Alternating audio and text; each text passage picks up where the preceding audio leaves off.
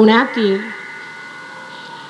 सर्व सत्यशोधकांना आमचा प्रणिपात असो.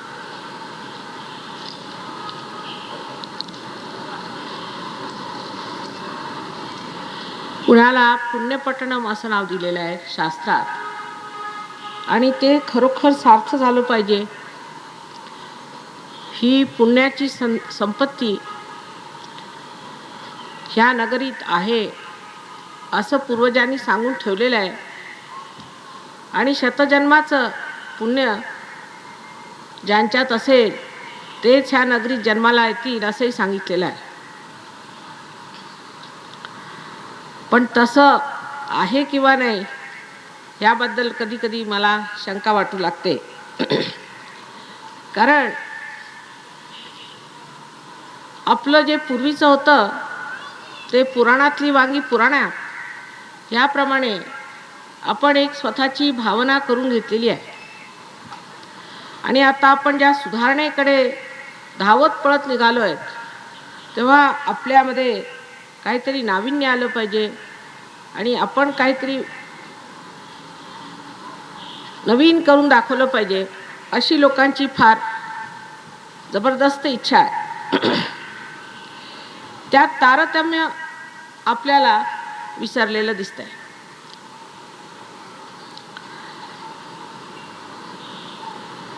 तुकारामांनी सांगितलं की अवघाची संसार सुखाचा करीन. तसंच मार्क्सनी सांगितलं की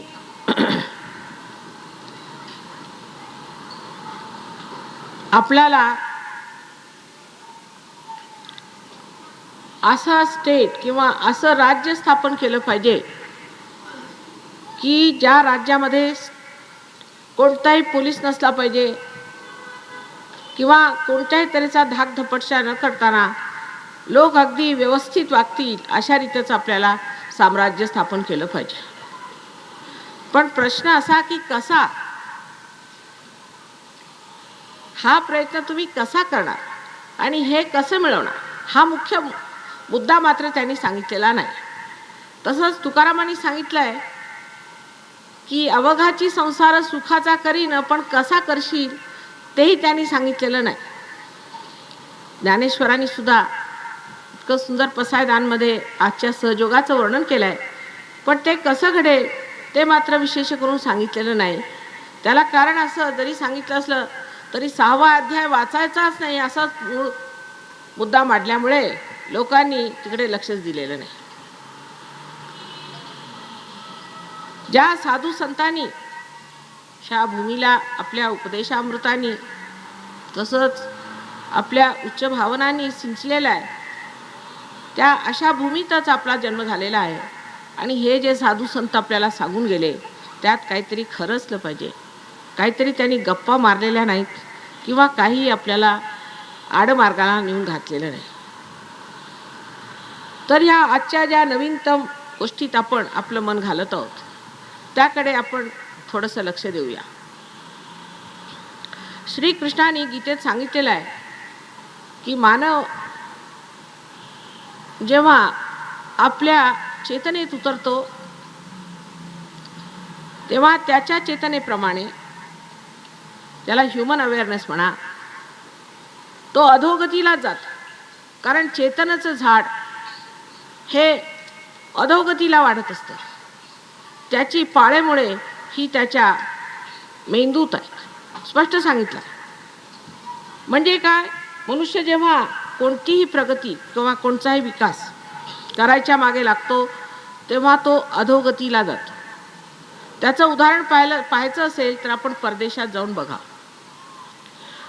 समजा आपण नाभीचक्रावरनं सुरुवात केली तर नाभीचक्रावरचं जे तत्व आहे त्याला स्वाहा असं म्हणतात वेदात. स्वाहा म्हणजे जे काही दिसेल त्याला आपण शोषून घेणे किंवा त्याला आपण जाळून घेणे किंवा त्याला भस्मीसात करून घेणे. हे जे नाभीचक्र आपल्या पोटावर आहे, पोटामध्ये ज्याच्यामुळे सोलर प्लेक्सस म्हणून जी संस्था आहे ती बाहेर काम करते, अशा त्या संस्थेला एक कार्य असतं की जगातलं जे काही असेल त्याला स्वाहा करून टाकायचं. तेव्हा जो स्वस्थ मनुष्य असतो त्याच्यामध्ये जेव्हा हे चक्र कार्यान्वित होतं त्यावेळी जे काही पोटामध्ये विष किंवा दोषमय असं असेल त्या दोषाला स्वाहा करण्यात येतं. आणि अशा परिस्थितीत मनुष्याला स्वधा मिळते. स्वधा ही स्थिती स्वमध्ये धारणा करणे. स्वमध्ये धारणा करणे म्हणजे आपल्या आत्म्याचा धर्म आपल्यामध्ये स्थापित करणे, स्वधा. पण त्याच्या उलट जे लोक आपली नुसती बौद्धिक वाढ करून घेतात आणि आपल्या बुद्धीच्या तंत्राने चालतात, म्हणजे परदेशात जास्तच आहे हा प्रकार, फार होतंय, तर ते लोक कुठे चालले ते बघितलं पाहिजे. पहिल्यांदा स्वाहा, त्यांच्यात हा जो गुण स्वाहा आला आणि जो तेव्हा सामूहिक रीतीने तो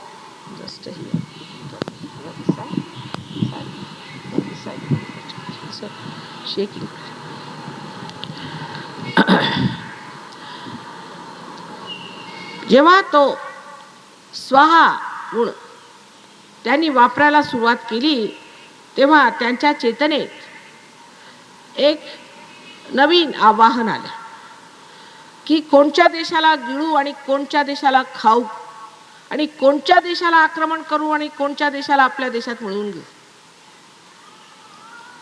अशा रीतीने आपल्या देशात अंग्रेज आले. नशिबाने तो कोलंबस अमेरिकेला गेला. मी तर हनुमानालाच नमस्कार करते की त्यांनी तिकडे नेलं असेल त्याला, म्हणून आपण आज इथे बसलेले आहोत.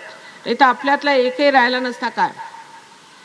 मी अमेरिकेत गेले होते, साऊथ अमेरिकेत, तर तिथे नावाला सुद्धा तिथला आदी पुरुष मिळाला आहे. कोणी सुद्धा एक विचारलं तर ते म्हणे म्युझियम मध्ये बघा तुम्ही, एकही रेड इंडियन कुठे तुम्हाला सापडला नाही. तसा इथेही कोणी इंडियन दिसला नसता.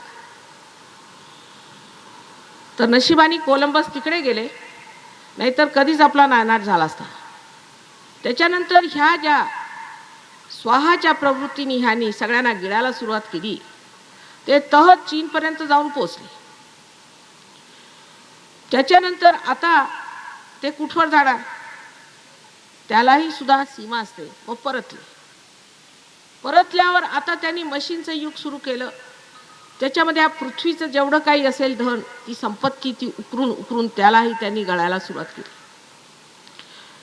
आता ही स्थिती आहे की त्या मशिनीने जे काही वायू वगैरे बाहेर सोडले आहेत त्याच्यामुळे तिथे ॲसिड रेन पडतो आणि तिथली झाडं समूळ नष्ट होत आहेत. त्यातून आता इकॉलॉजिकल इम्बॅलन्स आलाय, म्हणजे वातावरणातलं असंतुलन आलेलं आहे. अशी जिकडे तिकडे हाकाटी मालजेली. त्याच्या पुढे आता आणखीन वाढायला लागले तर अंतरिक्षात गेले, कारण आपलं स्वाधिष्ठान चक्र हे संबंध अंतरिक्ष आहे, अंतरिक्ष बनवतो. अंतरिक्षात गेले, चंद्रावर गेले, नंतर आता कुठे कुठे जातील काय सांगता येत नाही. आणि नुसती वाया आपली संपत्ती, आपला वेळ घालवणे, अशा रीतीने नसत्या उठाठेवी करून स्वतःकडे बघण्याऐवजी, स्वतःकडे लक्ष घेण्याऐवजी, स्वतःकडे मजल घेण्याऐवजी ह्या बेकारच्या गोष्टींकडे त्यांनी आपलं आयुष्य घालवलेलं आहे. पण त्याच्या पुढची अधोगती अशी आहे की ज्याला आम्ही मूलाधार चक्र म्हणतो, ज्यांनी सर्व निस्सरण होतात, त्या निस्सरणाच्या पात्रतेला पोचले. आणि मी त्यांना सगळ्यांना म्हणते की तुमचं कल्चर म्हणजे बाथरूम कल्चर झालेलं आहे. आपण जे त्यांच्या मागे धावत सुटलो त्या लक्षात ठेवलं पाहिजे ते कुठे जाऊन पोचलेले आहे. आणि त्या देशात राहून आश्चर्य वाटतं की कशाचाही कशाला थांग पत्ता नाही. धर्म कशाशी खातात असं कुणालाही माहीत नाही. आई बहीण कुणी असलं तरी ते त्यांच्या लक्षात येत नाही. इतकी घाणेरडी व्यवस्था सगळीकडे झालेली आहे. आणि आज आपली मुलं त्याच रस्त्यावर जातात. पण श्रीकृष्णाने सांगितलंय की मनुष्याने ऊर्ध्वगतीला प्राप्त झालं पाहिजे. ऊर्ध्वगतीला म्हणजे त्याची जी चेतना आहे किंवा त्याचं जे चित्त आहे ते त्या मेंदूकडे गेलं पाहिजे. आणि त्या मेंदूकडे जाण्यासाठी परमेश्वरी योजना जी आहे ती म्हणजे आपल्यामध्ये ही कुंडलिनी शक्ती. कदाचित 6000 वर्षापूर्वी श्रीकृष्णाने कुंडलिनीबद्दल म्हटलं नसेल, पण ऊर्ध्वगतीला जावं लागेल हे म्हटल्यावर ते कसं असं विचारलं तर त्यांनी सांगितलं असतं. पण त्यावेळेला अर्जुन दुसऱ्याच फेऱ्यात होता. त्यांनी असा त्याला सवाल टाकला नाही. जर विचारला असता तर त्यांनी स्पष्ट सांगितलं असतं की तुझ्यात जी कुंडलिनी ती जागृत होणार. पण आपल्या महाराष्ट्राचं केवढं भाग्य की श्री ज्ञानेश्वरांनी कुंडलिनीबद्दल बरंच सांगितलेलं आहे.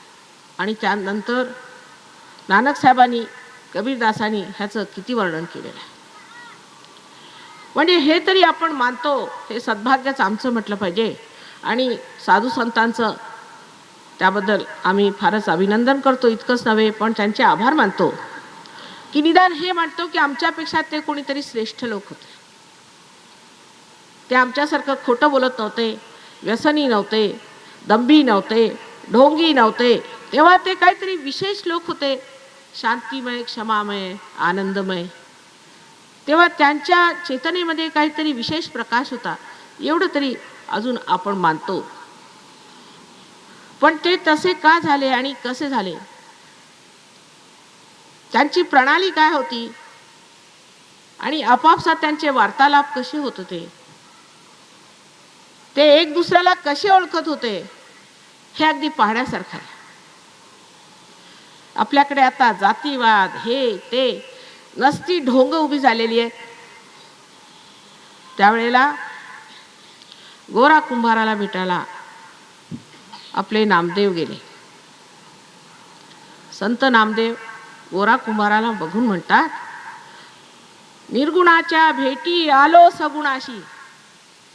ह्याचा अर्थ तेच जाणो किंवा योगी लोक जाणू शकतात की निर्गुणाच्या भेटीला आलो आणि तू सगुणात उभा रे गोरा कुंभार.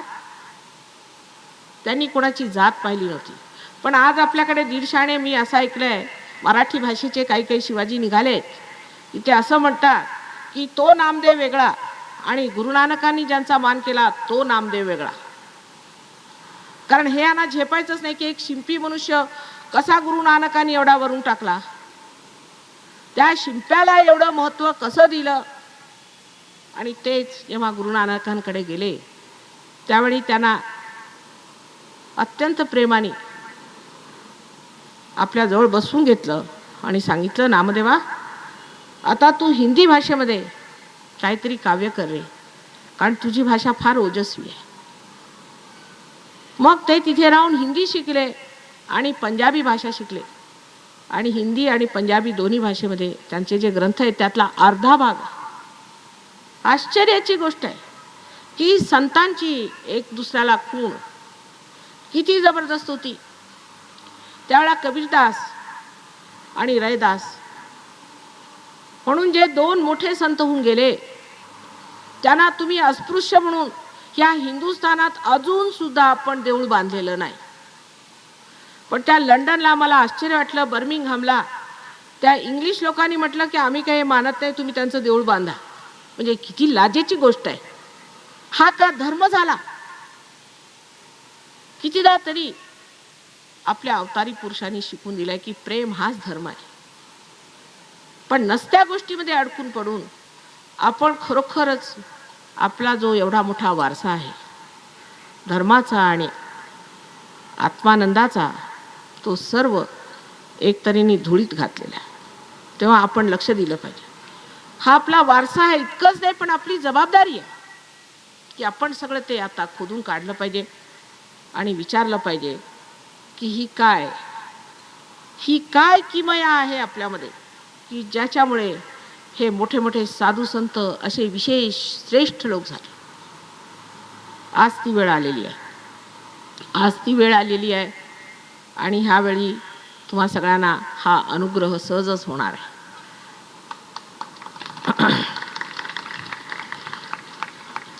श्री नानकांनी म्हटलेलं आहे सहज समाधीला, सहज समाधीला. त्यांनी फार स्पष्ट शब्दात वर्णन केलेलं आहे. काहे रे बन खोजन जाई, सदा निवासी सदा अलेपा तोहे संग समाई. पुष्प मध्य जो बास बसत है, मुकर माही जस छाई. तैसे ही हरि बसई निरंतर, घट ही खोजो भाई.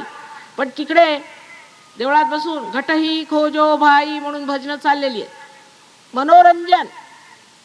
घट ही, अरे कोण खोजणार? ते म्हणतात की तुम्ही हे औषध घ्या, आपल्या हृदयात शोधून बघा. ते शोधायचं सोडून नुसत्या ढोलकीवरती सारखं गाणं म्हणायचं, घट ही खोजो भाई, विठ्ठल विठ्ठल विठ्ठल. जा. विठ्ठल विठ्ठल म्हणून कुणाला देव मिळालेला मी पाहिले नाही. उलट आजारी झालेले, तोंडात तंबाखू भरल्यामुळे कॅन्सर झालेले आणि विठ्ठलाचा उगीच गजर केल्यामुळे सुद्धा आजारी झालेले मी लोक पाहिलेले. अहो, त्या विठ्ठलाचं नाव घ्यायला सुद्धा काहीतरी अधिकार लागतो का नाही? आता या राजीव गांधीचं नाव तुम्ही राजीव राजीव करत जर त्याच्या दारात पोहोचले तर तुम्हाला पोलीस धरतील की नाही धरणार? उठल्या सुटल्या ज्यांनी त्यांनी खिशात जसा काही देव आहे तसा काढून, अरे विठ्ठला माझं हे तू कार्य कर. त्याची काही कदर किंवा त्याची इज्जत आपण ओळखली आहे का? त्याला जाणल्याशिवाय, त्याला भेटल्याशिवाय आणि त्याच्याशी योग घटित झाल्याशिवाय सगळी उपासना ही व्यर्थ आणि ढोंग आहे.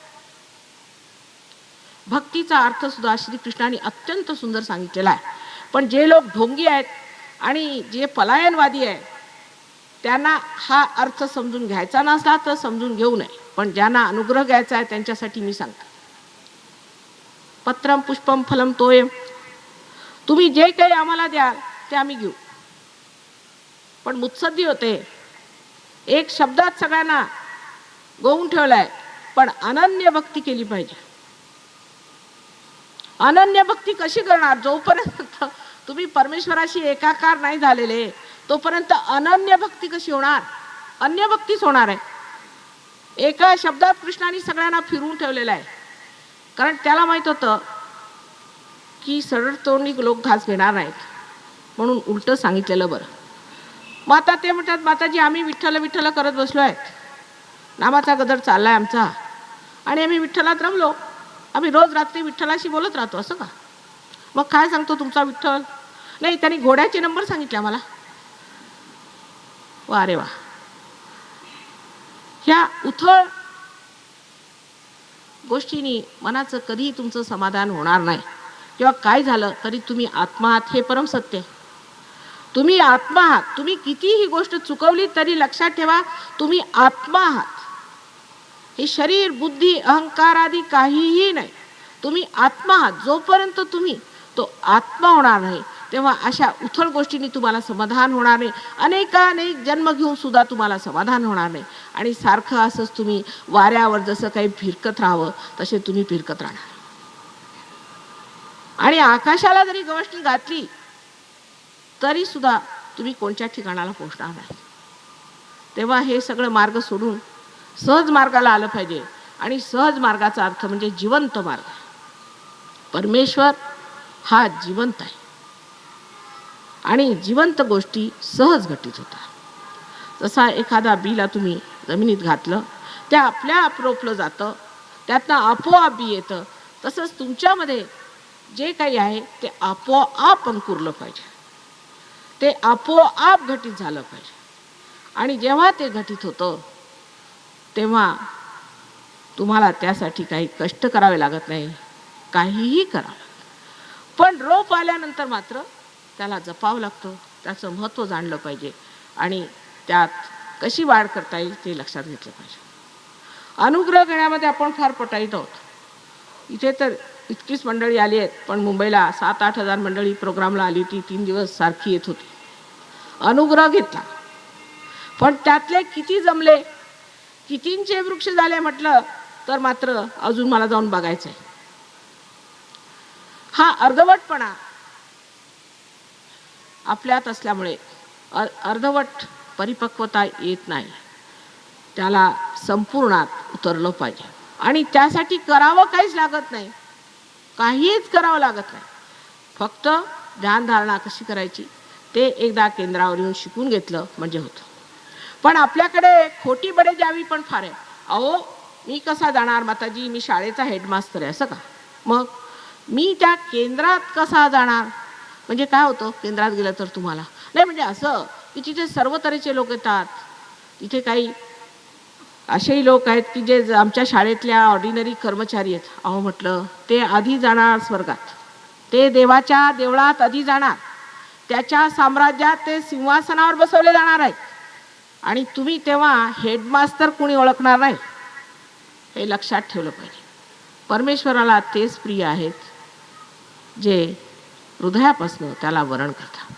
तिथे हा बडेजावीपणा, हा मोठेपणा, तुमच्या मोटारीने तुमचं हे आणि ते, ह्याला काहीही मान्यता नाही, ह्याला कसलीही मान्यता नाही.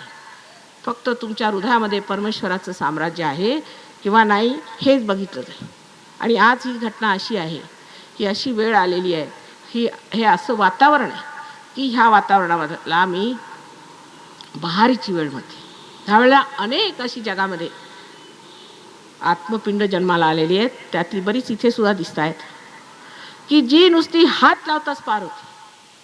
पण वातावरणामुळे आपल्यामध्ये अजून आपल्या मुळांना सांभाळायचं येत नाही.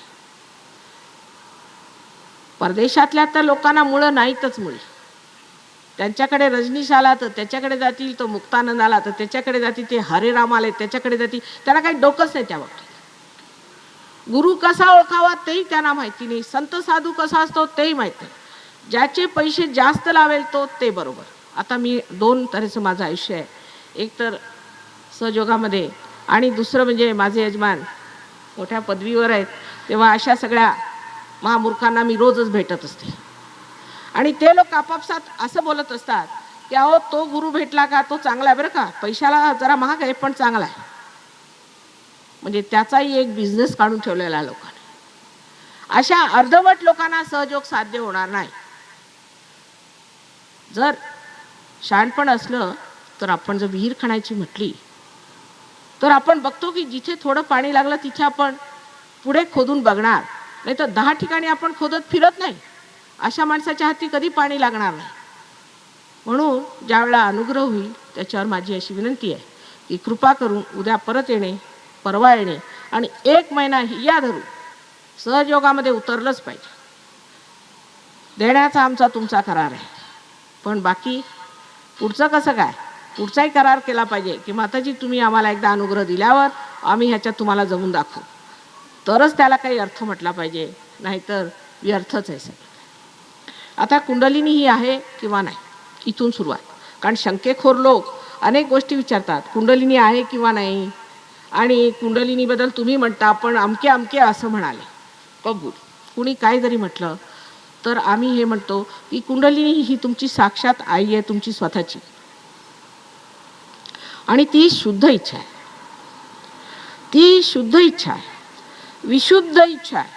म्हणजे बाकीच्या सर्व इच्छा ज्या आहेत, तुम्हाला इकॉनॉमिक्समध्ये माहितीच असेल की ज्या वॉन्ट्स आहेत म्हणजे इच्छा आहेत, त्या सर्व काही तृप्त होत नाही. म्हणजे जर तुम्हाला आज इच्छा झाली समजा एक घर बांधायचं तर घर बांधलं, मग तुम्हाला दुसरी इच्छा होणार, मग तिसरी इच्छा होणार. म्हणजे जी तुम्ही इच्छा केली ती काही खरी इच्छा नाही. जर खरी इच्छा असती तर तुम्ही त्यावेळेला समाधानी झाला असता, पण तसं दिसत नाही. तेव्हा असं स्पष्ट दिसतं की आम्ही जी इच्छा केलेली आहे ती खरी नाही, त्यात काहीतरी खोटेपणा होता. कारण इच्छा केल्यावर ती तृप्त झाल्यावर आम्ही तृप्त का होत नाही. मग एकच शुद्ध इच्छा आहे आणि ती शुद्ध इच्छेची शक्ती म्हणजेच ही कुंडलिनी आहे. आणि 3.5 वेटोळे घालून आपल्या त्रिकोणाकार अस्थीमध्ये बसली. आता ती उठली म्हणजे एका ग्रस्ताचं असं म्हणणं होतं, ते दोन्ही पाय माझ्याकडे करून बसले. तर मी म्हटलं असं काय तुमचं चाललं आहे. दुसऱ्याने जाऊन सांगितलं असं नाही बसायचं माताजींच्याकडे दोन्ही पाय करून, ते बरोबर नाही. ते म्हणणे अहो असं आहे, मी मांडी घालून बसलो की मी बेडकासारखा उडतो, माझी कुंडलिनी जागृत झालेली आहे. तर त्यांनी विचारलं की अहो कुणी सांगितलं तुम्हाला. अहो मी माताजींना जाऊन सांगतो, मला येऊन सांगायला आले, माझ्या गुरुजींनी सांगितलं आहे. इतकंच नव्हे पण त्यांनी मला एक पुस्तक दाखवलं व्यवस्थित, त्यात लिहिलं होतं की तुमची जेव्हा कुंडलिनी जागृत होईल तेव्हा तुम्ही बेडकासारखे उडाल. असं का म्हटलं? आता तुम्ही बेडूक होणार आहात की गेंडूळ होणार आहे ते आधी ठरवून घ्या आणि त्यासारखे तुम्ही उडा. म्हणजे अशा मूर्खपणाच्या गोष्टीला आपण किती बळी पडतो, कारण ते पुस्तकात छापलं गेलंय. अहो पुस्तक छापायला लागतं काय? कुणी पुस्तक छापावं तर ते काय शास्त्र होतं? सगळे ग्रंथ काही शास्त्र आहेत का? शास्त्र ते ज्यांनी कायदा बनू शकतो, जे सिद्ध होऊ शकतं. आम्ही सगळ्या शास्त्रांना सिद्ध करायला आज आलो आहेत आणि ते आपल्यासमोर आम्ही सिद्ध करून दाखवू. पण जे अशास्त्र असेल ते कसं सिद्ध करून दाखवायचं? कारण ते अशास्त्र आहे. तेव्हा असले काहीही प्रकार होत नाही. उलट कुंडलिनी जागृत झाल्यावर अनेक चमत्कार घडतात. त्यातला पहिला चमत्कार म्हणजे शारीरिक स्थिती बरी होते, आपोआपच बरी होते. पुष्कळसे लोक म्हणतात मातेजी तुम्ही आमची प्रकृती ठीक केली वगैरे. मला हसायला येतं. अहो तुमची कुंडलिनी जागृत झाली म्हणून तुमची प्रकृती ठीक झाली, मी काय ठीक केली नाही. माझं काही देणं घेणं लागत नाही. तुमच्यामध्ये जे होतं ते जागृत झालं. तुमचं जे आहे, तुझं आहे, तुझं पाशी ते तुम्हाला मी दिलं. त्यासाठी तुम्ही मला कशाला म्हणता की मी तुम्हाला दिलेलं आहे? ते तुमचंच आहे. आता ह्या पृथ्वीनी जर अंकुर फोडलाय तर तिचा तो स्वभाव आहे म्हणून तिने फोडलेला आहे ते अंकुर. त्याला काय आपण त्या पृथ्वीला म्हणतो का रे बाबा तू मला एवढं दिलंस म्हणून? तेव्हा तुमचं आमचं देणं घेणं काही लागत नाही. फक्त एवढंच आहे की आईच्या दृष्टीने मी समजावून सांगते, ही वेळ फार आणीबाणीची आहे आणि ह्या वेळेला सगळ्यांनी हिय्या करून सहयोगात उतरलं पाहिजे, सहयोग घेतला पाहिजे. हा फार मोठा धर्म आहे. इतकंच नव्हे पण आता ह्याला मी विश्वधर्माचं स्वरूप मानतो. सर्व धर्मांचा सार हे आपल्यामध्ये जीवितावस्थेला असतं, पण ते अजून पूर्णपणे जागृत झालेलं नाही, आपल्यामध्ये प्रकाशित झालेलं नाही. म्हणूनच आपण अधर्माने वागतो. आणि हे साधू संत ज्यांच्यामध्ये हा प्रकाश आत्म्याचा आलेला होता ते धर्मापलीकडे जाऊन नेहमी धर्मातच राहत असत. म्हणजे त्यांना धर्म शिकवावं लागत नसे. पण किती उदाहरण आहे की गाढवाला सुद्धा त्यांनी पाणी पाजलं. लोक म्हणाले अरे काय इतकं चरबी भरून आले तुम्ही, इथे गाढवाला काय पाणी पाजता? माधा म्हणे इथे उतरून आला विठ्ठल, त्याला दिला मी. अशी अनेक उदाहरणं आपल्यासमोर असताना सुद्धा आपण अजूनही चिकटलेले आहोत. दुसऱ्यांनी काहीतरी शिकवावं, भजनात सांगावं किंवा प्रवचनात म्हणावं आणि त्याला चिकटून बसावं. म्हणजे आपल्याला आपली बुद्धी आहे किंवा नाही, आपण आपली सुद्धा बुद्धी वापरली पाहिजे. प्रत्यक्ष त्याचा अनुभव आल्याशिवाय कोणत्याही गोष्टीवर आपण विश्वास ठेवला नाही पाहिजे. पण अनुभव असा येणार नाही की तुम्ही वेड्यासारखे उडू लागले, तुम्हाला उन्मनी आली. परवा एक गृहस्थ मला म्हणाले माताजी तुमच्या प्रोग्राममध्ये आलं म्हणजे उन्मनी येते का? म्हटलं तसं काय होत नाही. नाही म्हणजे असं की माझा मुलगा म्हणे एका मोठ्या मठाधीशाकडे गेला आणि तिथून त्याला उन्मनी आली, तो डॉक्टर होता, आता काय करत नाही. असं का? आणि त्यांचे त्या गृहस्थाचे फोटो सगळीकडे लागलेले मला दिसत आहेत. हे सगळे उपटसुंब आहेत देवाच्या नावावर. स्वतःला काहीतरी म्हणून घ्यायचं आणि सगळ्यांनी त्यांना लोटांगण घालत फिरायचं. आज जे अनेक रोग दिसतात त्यातले अर्धे रोग अशा चुकीच्या कल्पनांमुळे झालेले आहेत. आणि त्या जर सांगितल्या हो तुम्ही ह्या चुकीच्या कल्पना सोडा, म्हणजे माताजी आमच्या गुरूंच्या विरुद्ध बोलतात. मी गुरूंच्या विरुद्ध बोलायला मला काही आणखी काम नाही आहे का? पण ते तुमचे गुरु नाही. ज्यांनी तुम्हाला आरोग्य सुद्धा दिलं नाही ते तुमचे गुरु कसले? मी एक आई आहे, कोणती आई म्हणेल अरे बाबा कसला गुरु केलायस, सारखा आजारी पडतोस? इकडे लक्ष दिलं पाहिजे. माझं फक्त आईचं काम ते मी आपल्याला समजावून सांगते की आपल्या महाराष्ट्रामध्ये जे अनेक प्रकार आहेत त्यातला हा एक वेडा प्रकार आहे की कोणी आला मग मला सुद्धा आता लोक पटकन नमस्कार करतात. अहो मी तुमचं काही भलं केलंय का? मला कशाला नमस्कार करता? कुठे बसलं तरी पायावर येतात. अहो काय कशाला देता? कशाला माझ्या पायावर येता? मी तुम्हाला काही दिलंय का? नाही. पण आपलं कोणी म्हणतात ना माताजी आहेत मग चला पाया पडलं, दर्शन झालं म्हणजे झालं. अशा दर्शनाला काय फायदा आहे का? अहो काहीतरी घेऊन जा. अशी पुष्कळ देवळं आहेत दर्शनाला, काही मिळालं का तिथे जाऊन? माता निदान काहीतरी जिवंत घेऊन जा. पण तसं समजावून सांगितलेलं लोकांना पटत नाही. उलट दर्शन घ्यायचं नाही असं म्हटलं की झालं. जर कुठे म्हटलं माताजी म्हणतात माझं काही दर्शन बिर्शन घेऊ नका म्हणजे वाऱ्या कडे लोट. असं कसं माताजी म्हणाल्या आम्ही एवढा लांबून मुद्दामून आलो रिक्षा करून दर्शनाला आणि माताजी म्हणतात दर्शन घ्यायचं नाही. म्हणजे काय हो, पण त्या दर्शनात काही अर्थ आहे का? तेव्हा अशा कोत्या बुद्धीपासनं तर तिकडे फार प्रगल्भ असे जे सुशिक्षित लोक आहेत, म्हणजे जे म्हणतात की परमेश्वरच नाही, आम्ही म्हणे समाजवादी, आम्ही म्हणे परमेश्वरावर विश्वास ठेवत नाही. असं का? मग तुम्ही कुठले आले? तुम्ही काय झाडावर लटकलात? तुमचा जन्म कसा झाला?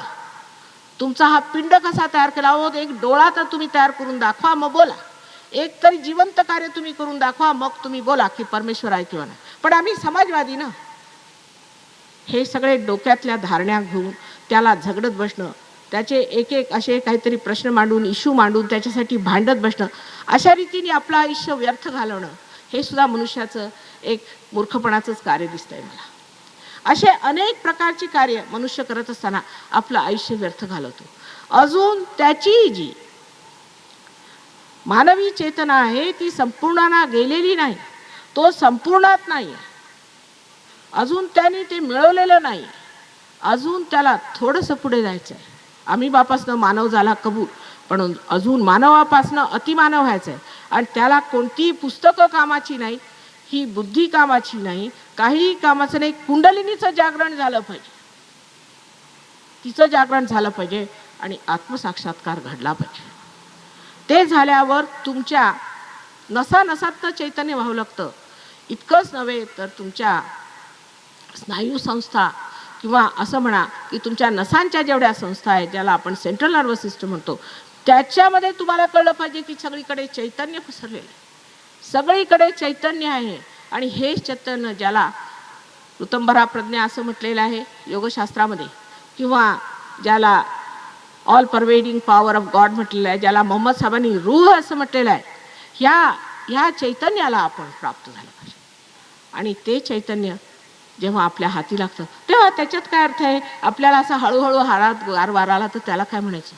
अहो, तुमच्या एवढ्या मोठ्या आदिशंकराचार्यांनी सांगितलं होतं, वर्णन केलेलं आहे, सलीलम सलीलम, थंड थंड असे गार वारं हातात येऊ लागतं. हे सगळं ज्ञान बेकार झाले आणि मनुष्य इतका भरकटलेला आहे की कुणी यावं, काही प्रवचन द्यावं, काही सांगावं, काही लेक्चर द्यावं, आज अमकावादी, उद्या तमकावादी, परवा तमकावादी, आणि तो मनुष्य नुसता भांबावून आणि भ्रमित झालेला होता. तर किती वाट डोक्यात घालायचे? गांधीवादी, नेहरूवादी ते झालं एकीकडे, मग आता दुसरे वादी पुष्कळ निघालेत की मार्क्सवादी की अमकेवादी की तमकेवादी. जितकी माणसं तितके वादी. परमेश्वराला असे वेगवेगळे वाद नसतात. परमेश्वराला फक्त एकच गोष्ट माहिती आहे की तुम्ही आत्मा आहात आणि आत्मा हा सामूहिक चेतनेत जागृत झाला पाहिजे. आत्म्याचं जे वैशिष्ट्य आहे ते मी आपल्याला शेवटल्या दिवशी सांगेन. आज फक्त एवढं सांगते की याने सांगितलं होतं की आजचं म्हणजे प्रास्ताविक इंट्रोडक्शन झालं पाहिजे, आणि म्हणून मी आपल्याला स्पष्टपणे सांगते की आजपर्यंत आपण जी काही तपस्या केली, जे काही केलं, त्याचंही फळ आजच मिळायचं. सगळं सुकृतांचं फळ आज मिळणार आहे आणि दुष्कृतांचं फळ विसरून जा. मी एवढी दुष्कृत केली, मी एवढा पापी, कारण आपल्याला रोज सकाळपासून संध्याकाळ लोक सांगतात तू महापापी आहेस, आता एक गाय दान कर म्हणजे तुझी सगळी पापं नष्ट होती. हे रोज ऐकून ऐकून आपल्या मनात हे भरून जातं की मी किती महापापी आहे, माझ्याकडनं निदान तरी गाय द्यावी लागेल. मग त्यासाठी उपास कर, नाही तरी 40 दिवस. तेवढे जर उपास नाही केलेस तर तुझं काही पाप नष्ट होणार नाही. हे सगळे पोटभरू लोकांचे धंदे आहेत आणि कोणालाही काही त्या बाबतीत माहिती नाही असं स्पष्ट दिसतंय. म्हणजे ज्या दिवशी गणपती जन्माला येतो त्या दिवशी उपास, ज्या दिवशी राम जन्माला येतो त्या दिवशी उपास, ज्या दिवशी श्रीकृष्ण जन्माला येतो त्या दिवशी उपास. म्हणजे सगळ्यांनी सुतक पाळायचं का त्या दिवशी? आणि मग राम रागवले म्हणजे तुमचं राईट हार्ट धरलं, गणेश रागवले म्हणजे प्रॉस्टेट धरली, श्रीकृष्ण रागवले म्हणजे तुम्हाला विशुद्धी चक्राचे अनेक त्रास होतील.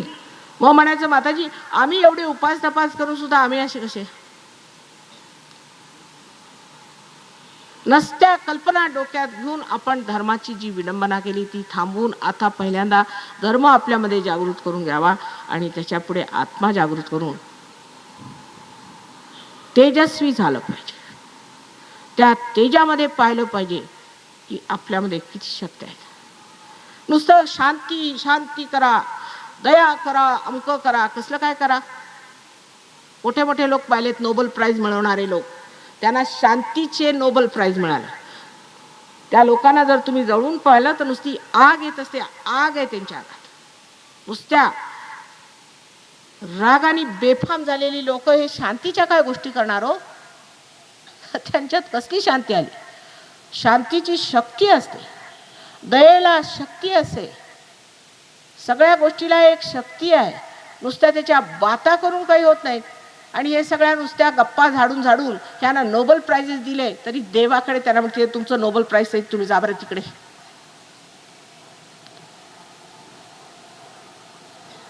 तेव्हा जे सत्य आहे, जे खरं आहे, ज्याला आपण जेन्युइन म्हणतो, जे अस्सल आहे, ते मला मिळवलं पाहिजे. कारण नकली सगळं गळून पडणार आहे. अशी आपल्यामध्ये पूर्ण तरतूद ठेवूनच आपण इथे बसावं आणि ते मिळवून घ्यावं. आज प्रास्ताविक असल्यामुळे मी जास्त काही सांगत नाही. त्यातून मी म्हटलं तर मी ते हिंदी भाषेत बोलेन आणि बोललं पाहिजे. आणि आपल्या भारतवासियांना हिंदी भाषा आलीच पाहिजे. आपली राष्ट्रभाषा आपल्याला येत नाही म्हणजे काय? तिकडे ते मद्रासी ओरडतात, तिकडे ते केरळाचे लोक ओरडतात, तिकडे तुम्ही महाराष्ट्रीयन ओरडता, म्हणजे आहे तरी काय? पण ह्या हिंदी बोलणाऱ्या लोकांना सुद्धा धड हिंदी येत नाही. मुख्य कारण आहे त्यांना धड हिंदी येत नाही. आपण त्यांच्यापेक्षा बरी हिंदी बोलतो. पण ती मैं आपसे अस्पष्ट कहना चाहता हूँ म्हणजे झालं. तेव्हा तुम्ही हिंदी शिकून शुद्ध हिंदी शिकू शकता आणि सगळ्यांनी शिकली पाहिजे. त्यामुळे इतकी गळचेपी आपली झालेली आहे आपल्या सर्व भाषांची. महाराष्ट्रात एवढे उदितमान लेखक आहेत, त्यांना कुणीही ओळखत नाही. आमच्या वेळेला आम्ही शरदचंद्रापासून सगळ्यांना भारती वगैरे सर्वांना आम्ही वाचलेलं आहे आमच्या काळी. आजकाल कारण त्या सर्वांचं कुठे भाषांतरच हिंदीत होत नाही. जर हिंदीत झालं नाही, जर गंगेत झालं नाही तर समुद्रात कसं होणार? तेव्हा कोणी कुणाला ओळखत नाही, कुणाला काही माहीत नाही, कुठे कोण लेखक झाले, काय झाले, कुणाला कुणाचा थांग पत्ता लागत नाही. तेव्हा हा जो कोंडमार आहे हा थांबवण्यासाठी सर्वांनी राष्ट्रभाषा पहिल्यांदा शिकली पाहिजे. दुसरं जे अंग्रेजी म्हणतात ते काय चॉसरची अंग्रेजी बोलतात काय? ही सगळी इंडियन अंग्रेजी आहे, इंडियन इंग्लिश. आम्ही सुद्धा इंडियन इंग्लिशच बोलतो. आमचे वडील बोलत असत म्हणा चौसरची, पण आम्ही तसं बोलत नाही. किंवा कोणी, मी आजपर्यंत कोणताही आपला नेता, लेखक हिंदुस्थानातला कोणताही मनुष्य असा पाहिला नाही जो चौसरची इंग्लिश बोलत असेल. काहीतरी आपली इंडियन इंग्लिश बोलतो. मग इंग्लिशच्या एवढ्या गमजा कशाला? हिंदी भाषेमध्ये आपण तरबेज होऊ शकतो. त्याला प्रभुत्व मिळवलं पाहिजे आणि त्यात आपण वावरलं पाहिजे. तेव्हा हिंदी भाषेत थोडंसं बोललं तर तुम्ही ते मान्य केलं पाहिजे. ह्या भाषेचा आपण मान केला पाहिजे. आपण भारतीय आहोत आणि मग आंतरदेशीय आहोत. भारतामध्ये जो वारसा आहे तो महाराष्ट्रात न पसरला पाहिजे, गोष्ट खरी. आणि महाराष्ट्रातली जी मराठी भाषा आहे तिची ओजस्विता, तिचा मोठेपणा, तिचा उपकार आम्ही कधी विसरणार नाही. हे जरी कबूल असलं तरी ती भाषा सर्व देशांमध्ये ओतायला आपल्याला तरी हिंदी आला पाहिजे की नाही? हिंदीवाले तर कधीच मराठी शिकणार नाही. अहो, जरी इथे त्यांच्या पिढ्यानपिढ्या राहिल्या तरी ते मराठी शिकणार नाही. तर तुम्हीच शिका. ते इंग्लिश लोकांसारखे आहेत, ते कधीच कोणाची भाषा शिकत नाहीत, कारण त्यांच्या सर्व भाषा बोलणार, काही हरकत नाही. जेव्हा त्यांच्या भाषेत तुमचे विचार जातील तेव्हा त्यांना कळेल की भाषा काय, किती ओजस्वी भाषा आहे. आमच्या सहयोगाला सगळ्यात पोषक मराठीच भाषा आहे, त्याबद्दल शंका नाही. आणि मराठी भाषेत बोलणं मला फारच सरळ जातं. त्याला कारण असं नाही की माझी मातृभाषा आहे, पण ह्या भाषेला संतांचं फार दान आहे. ते सगळ्या जगामध्ये पसरण्यासाठी पहिल्यांदा तुम्हाला हिंदी भाषा ही शिकलीच पाहिजे. आणि मी थोडंसं हिंदीत बोलते कारण इथे हिंदी लोक आलेले आहेत, तेव्हा त्यांनी वाईट वाटून घेऊ नये आणि थोडंसं त्यांनी मराठी शिकावं अशा हेतूने मी आधी मराठीत बोललेली आहे. बरं, असू दे. अब आप लोगों से ये विनती है कि सहयोग के बारे में जब आप कोई भी बातचीत सुनते हैं तो ये समझ लेना चाहिए कि ये बातचीत नहीं है, ये असलियत है. असलियत ऐसी है कि इसमें पाने की बात. अब किसी ने कहा कि साहब बड़ी ये कठिन समस्या है, ये इस तरह से हल नहीं हो सकती, ये तो बड़ी कठिन बात है. इसे मैं कहती हूँ पलायनवाद है. मनुष्य जब भागना चाहता है असलियत से तो इस तरह के वो तर्क वितर्क देते रहता है। लेकिन असलियत में देखा जाए तो कुंडलिनी का मार्ग सबसे ज़्यादा कबीर दास जी ने आपको बताया। साफ साफ उन्होंने बात कही है, ईड़ा पिंगला सुख मन नाड़ी, पाँचों पचीसों पकड़ बुलाऊं, एक ही डोरा उड़ाऊं। जिस अधिकार वाणी से, अथॉरिटी के साथ उन्होंने बातचीत की है, उसी से समझ लेना चाहिए कि आदमी पते का है। लेकिन कबीर को कौन पढ़ता है? हिंदी भाषा के जो बड़े बड़े पंडित प्रकांड लोग हैं, वो लोग तो कहते हैं कि कबीर दास की भाषा जो है सदुक्कड़ी भाषा, उसमें कोई सौष्ठव नहीं है, भाषा का लालित्य नहीं है, क्योंकि उसकी गहराई तक आप पहुंच नहीं पाते। इसलिए उसको इस तरह से कहना, ये मेरे ख्याल से इनकी दुर्बलता है। हिंदी भाषा में सहयोग पर अनेक बातें लिखी गई हैं, लेकिन पता नहीं लोगों की खोपड़ी कैसी उल्टी वहाँ बैठी हुई है कि जब कबीर दास ने कुंडलिनी को सुरती कहा तो मुझे आश्चर्य होता है कि हमारे लखनऊ में क्या, या आपके बिहार में, इधर तमाकू को सुरती कहते हैं। अब इससे ज़्यादा और अक्ल की बात और क्या हो सकती है? इसलिए हिंदी वालों से विशेषकर मेरी ये प्रार्थना है कि वो ज़रा गहराई पर उतरे, गहराई पर है। संत जनों ने यहाँ बहुत सींचा हुआ है। आप लोग महाराष्ट्र में आए हैं, परम भाग्य आपके हैं, क्योंकि यहाँ का महाराष्ट्रियन अगर वो असल होगा तो वो जीवन में एक ही चीज़ मांगता है, वो है आत्म साक्षात्कार। वो दर दर की ठोकरें खा करके किसी भी गुरु के पास जाकर सिर्फ आत्म साक्षात्कार की ही याचना करती। इनका ध्यान पैसे पे नहीं है, फैशन पे नहीं है, इनका ध्यान इन चीज़ों पे नहीं है, इनका ध्यान एक ही चीज़ पे है कि हमें परमात्मा कैसे मिलेगा। हो सकता है इसी वजह से यहाँ पर भी मैं देखती हूँ कि बाहर के लोग आकर के ज़्यादा रईस हो गए। बम्बई में भी जितने रईस लोग हैं वो सब बाहर से आए, कोई हर्ज नहीं। ये रियासत एक दिन खत्म हो जाएगी। रियासत होनी चाहिए परमात्मा की, रूहानी रियासत से ही हमको प्लावित होना चाहिए। उसी से अनेक बीमार होते हैं, अनेक आफतों में फंसते हैं। बड़े बड़े लोगों को मैं देखती हूँ कि उनकी दुर्दशा है। सहयोग में जो लोग आए वो सब पनप गए। इतना ही नहीं, जैसे श्री कृष्ण ने कहा योग क्षेम वहाम्यहम्, जब योग होगा तब तुम्हारा मैं क्षेम करूंगा। पर क्षेम का मतलब ये नहीं कि पैसा जिससे कि सर दर्द रहे, इसका मतलब है लक्ष्मी, जिससे कि आपके अंदर गौरव आए और सौष्ठव आए, जिससे आप चमके, दुनिया में आपका आदर हो। कि हो तो ऐसा आदमी धनवान जो कर्ण के जैसा दानशूर और दानवीर था। लेकिन इसकी समझ आने के लिए सबसे पहले ये जान लेना चाहिए कि आज इस महाराष्ट्र भूमि में आपका पैर पड़ा है, जहाँ श्री रामचंद्र जी भी पैर के जूते उतर के चले थे, जहाँ श्री सीता जी के भी पैर में जूते नहीं थे, जिन्होंने यहाँ के कांटे तक सुख से सहे, क्योंकि यहाँ चैतन्य की लहरियाँ बह रही थी। इस जगह अगर आप आए हुए हैं तो यहाँ की भाषा कम से कम आप सीख लीजिए। अब मेरे लिए ये मुश्किल हो जाता है कि मैं 2 भाषाओं में बात करूँ, 3 भाषा में। उन्होंने तो कहता कि आप पहले इंग्लिश में बातचीत करिए, फिर आप हिंदी में करिए, फिर आप मराठी में करिए। अब 14 भाषा है अपने देश में, 14 भाषा में भाषण देने लग जाऊँ तो बात कब करूँ? तो सबको ये चाहिए कि इस जगह की मराठी भाषा भी आप सीख लें, जैसा मैंने इनसे कहा कि ये लोग भी हिंदी भाषा सीखें। ये दोनों भाषाएं एक दूसरे से बहुत मिलती हैं। इसके अंदर देवनागरी है, जिसको आप सीख लें तो बड़ा अच्छा होगा, क्योंकि सहयोग समझने के लिए आवश्यक है कि हम अपनी भारतीय भाषा में इसे समझें। अंग्रेजी भाषा में क्या मैं सहयोग बताऊं? अंग्रेजी भाषा इतनी रद्दी भाषा है कि इसमें आत्मा को कोई शब्द ही नहीं। जैसे कि स्पिरिट शब्द है तो स्पिरिट का मतलब आत्मा हुआ, समझ लीजिए, उसका अर्थ भूत भी हुआ और उसका अर्थ शराब भी हुआ। ऐसी इस तिगड़मी भाषा में परमात्मा की बात कौन कर सकता है? इसलिए बेहतर है कि हम अपनी भारतीयता में उतरें और भारतीय भाषा पे जितना भी जान सकें कोशिश करनी चाहिए। हमारे अंदर जो परम शक्ति बैठी हुई है उसका नाम है कुंडलिनी। उसकी जागृति होना और उसे प्लावित होना, यही हमारे जीवन का लक्ष्य है। जो आज अमेबा से हम इंसान की स्थिति में आए हैं वो सिर्फ इसलिए कि हम परमात्मा को प्राप्त करें। लेकिन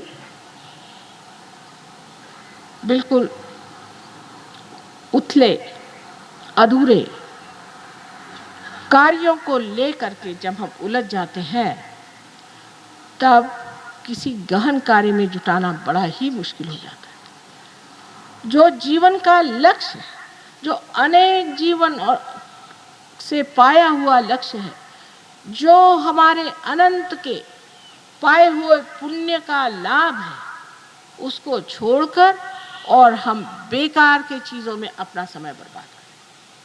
फिर उसके बाद जो बीमारियां हुई, जो आफतें हुई, जो तकलीफें हुई, फिर उसके लिए हम कहते भगवान हमारी मदद करो। पहले उसके साम्राज्य में आइए। जब आप उसके साम्राज्य के नागरिक होंगे, उसके सिटीजन होंगे, तभी ना तो भगवान आपको देखेगा। अगर आप भारतीय हैं तो आपकी यहाँ की गवर्नमेंट देखेगी, और अगर आप ब्रिटिशर हैं तो आपको ब्रिटिश गवर्नमेंट देखेगी, और अगर आप परमात्मा के साम्राज्य में हैं तो आपको परमात्मा देखेगा। लेकिन उसके साम्राज्य की कार्रवाई इस कदर सुंदर, अचूक है, कभी चूकती ही नहीं, और इतनी जबरदस्त असर वाली है कि मनुष्य आश्चर्य में रह जाता है। यहाँ आपने बात कही नहीं, वहाँ काम बन जाता है। यहाँ आपने नज़र फेरी नहीं कि काम बन जाता है। पर उसमें भी परमात्मा में जो सबसे बड़ी शक्ति है, जिसे इंटेलिजेंस कहते हैं। अभी एक बड़े शास्त्रज्ञ महाराष्ट्रियन है जिनका नाम नारळीकर है, उन्होंने ये कहा कि ग्रहों के बीच में ऊर्जा है, शक्ति है, लेकिन उसके अलावा एक इंटेलिजेंस है। वो इंटेलिजेंस उसको प्राप्त होना है। जब उसके साथ आप एकाकार हो जाते हैं, जब उस पर आप प्रभुत्व पा लेते हैं, जब उसकी जानकारी आपके अंदर पूरी तरह से आ जाती है, तो आप जो भी काम करना चाहें वो इतना अचूक और इतना बढ़िया होता है कि देखते हुए लोग अवाक रह जाते हैं। बहुत से लोग कहते हैं कि माँ सहयोग में चमत्कार का तो अर्थ ही छूट गया। छूटा तो है, चमत्कार का अर्थ छूट गया है, लेकिन परमात्मा तो चमत्कार पूर्ण ही है। उसकी सारी बातें ही चमत्कार पूर्ण है, और उसकी कितनी ही बातें बताई जाए तो भी विश्वास नहीं कर सकते आप, जब तक आप स्वयं सहयोग में नहीं आते और उसके आशीर्वाद से प्लावित नहीं होते। जब उसका आशीर्वाद आप पे झरेगा तो आप स्वयं ही कहेंगे, माँ हद हो गई, हम तो जानते ही नहीं थे कि हमारे अंदर इतनी शक्तियाँ हैं, और ये भी नहीं जानते थे कि परमात्मा इतने कृपालु, इतने दयालु, इतने आनंदमय और हमारे इतने परम पिता हैं।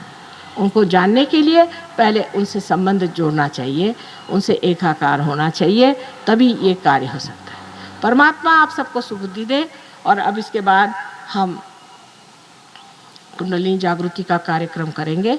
आप सर्व लोग शांतिपूर्वक इसे स्वीकार करें, लेकिन सबसे पहले नम्र होना चाहिए। नम्रता होनी चाहिए कि अभी तक हमने पाया नहीं, माँ हमें से पाना है।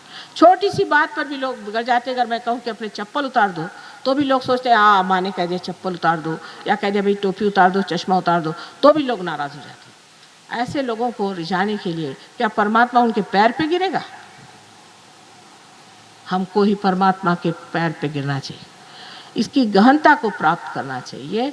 जो हमारे अंदर ही गहनता वो है, उसे हमें लेना चाहिए।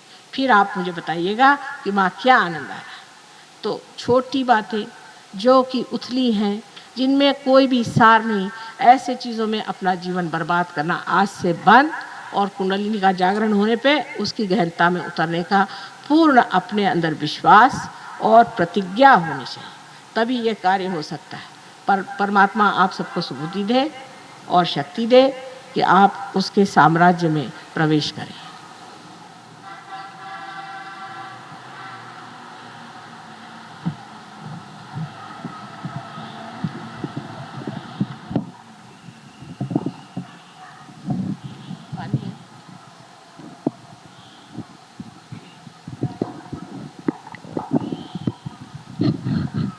काही प्रश्न असले तर विचारा. थोडे प्रश्न विचारूंगा.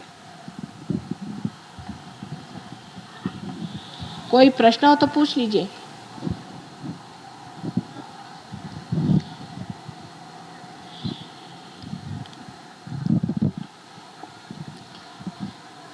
उद्या मी कुंडलिनीबद्दल सांगणार आणि परवा आत्म्याबद्दल.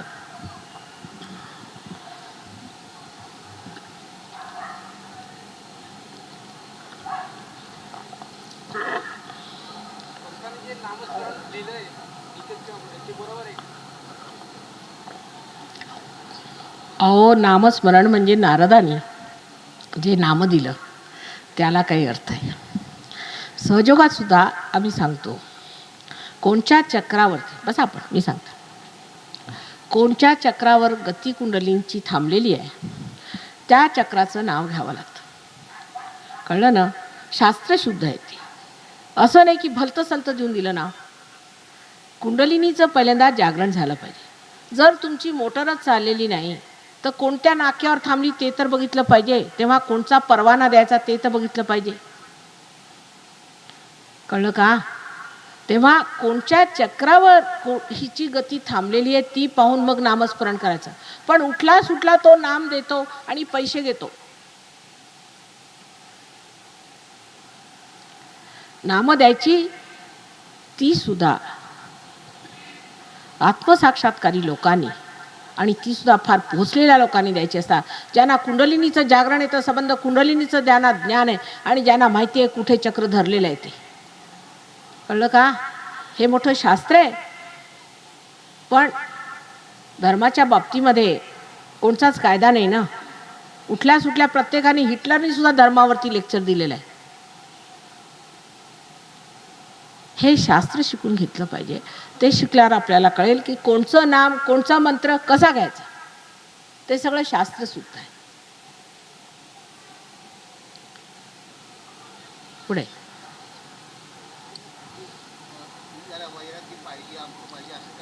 काय नाही हो, बसा. चांगला संसारात असेल त्यालाच पार करणार मी. वैराग्य घेतल्याने चालतं वा. हा, तुम्ही आले आहेत का सहयोगात? मग आता ते सोडा, तसं करून होणार नाही. एका दिव्याने दुसरा दिवा पेटवला जातो की नाही? बसा. जो दिवा पेटेला नाही तो म्हणेल मी किती प्रयत्न करतो दिवा पेटवायला, पेटतच नाही.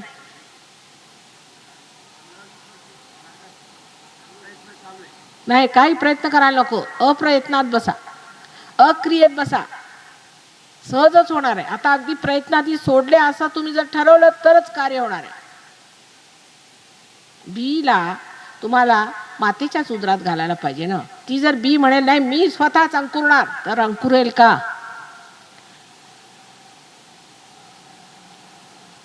बोला.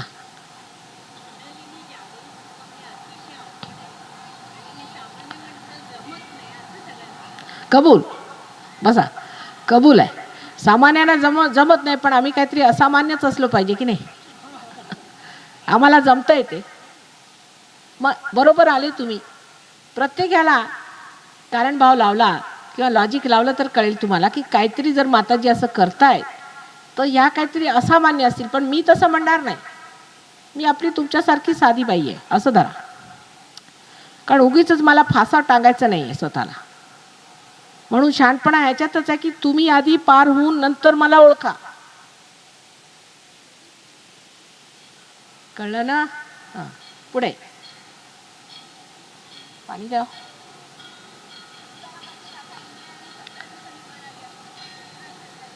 काय म्हणता?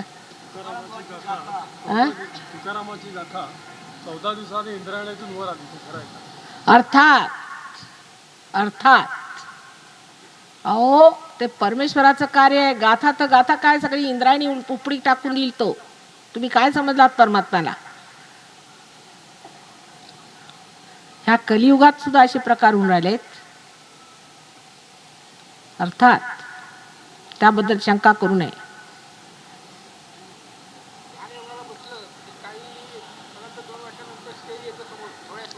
बरोबर आहे.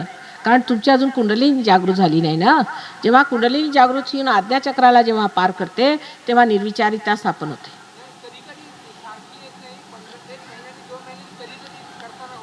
पण तुम्ही पार झालेले आहात का? तुम्ही सहयोगात आलेले आहात का? अहो, वाचून काय होणार आहे का? बसा.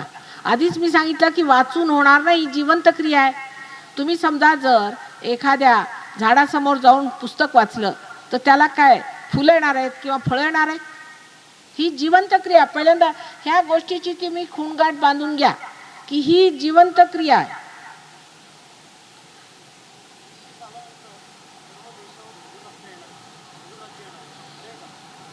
काय त्याला पाणी पाहिजे. There's no place to keep it. आरामात आरामात आरामात. म्हणजे लोकांचं आता हे काय जमत आहेत ना, फार डिस्टर्ब नाही करायचं. बोला, काय बोलता? हां, कशाचं राज्य? हिंदूंचं. खरं आहे ते, पण तुम्ही हिंदू आहात का? हिंदू म्हणजे कोण? अहो, हिंदू कशाला म्हणवता स्वतःला? तो अलेक्झांडर या देशात आला, सिंधू नदीला त्यांनी क्रॉस केलं. त्याला सिंधू म्हणता येत नव्हतं, ग्रीक होता तो. तर त्यांनी त्याला सिंधू म्हणायच्या आधी हिंद म्हटलं, म्हणून आपण हिंदू झालो. म्हणजे हिंदू हे काय आपलं नाव नाही आहे. कुठे शास्त्रात हिंदू आहे का शब्द? बघा बरं, कोणत्याही शास्त्रात दाखवून द्या मला हिंदू शब्द. उगाच जर हिंदू हिंदू काय करत बसले तुम्ही? त्यापेक्षा भारतीय म्हणा. म्हणजे शकुंतलेचा मुलगा भरत, तेव्हापासूनच आपल्याला सगळं लागतं. अहो, शालिवाहनाला सुद्धा माहित नव्हतं हिंदू म्हणून शब्द आहे म्हणून. शिवाजी महाराजांना तो वापरावा लागला, कारण दुसरं काही डोक्यात घुसलं नसतं म्हणून. तसे तेही आत्मसाक्षात्कार होते. आणि त्यावेळेला मुसलमानांचं इतकं आक्रमण चाललं होतं, म्हणून त्यांनी म्हटलं जे 2000 वर्षांनी कशाला, आताच थोड्या दिवसात योगी लोकांचं राज्य येणार आहे, तितकं लांब जायलाच नको.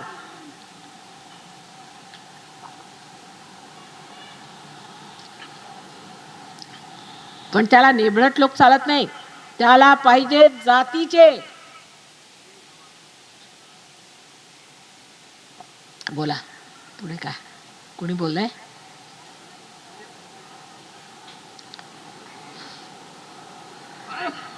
या,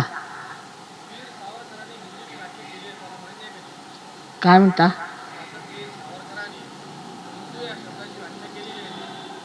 काय म्हणे, काय म्हणतात ते?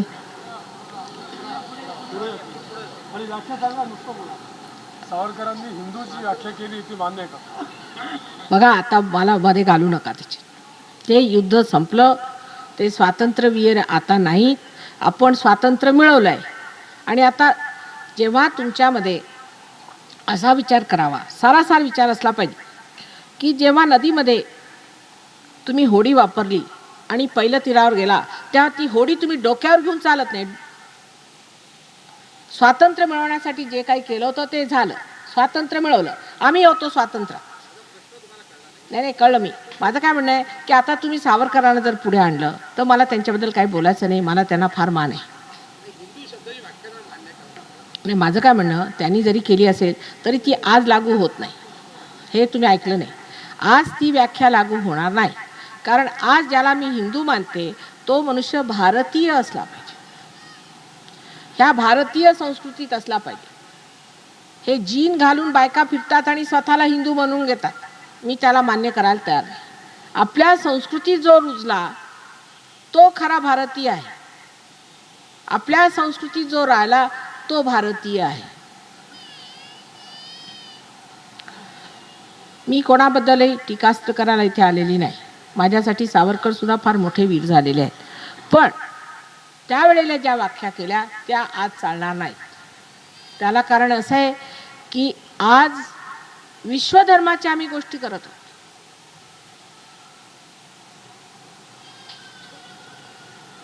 विश्वधर्म स्थापन झाल्याशिवाय हे सगळं संपणार नाही.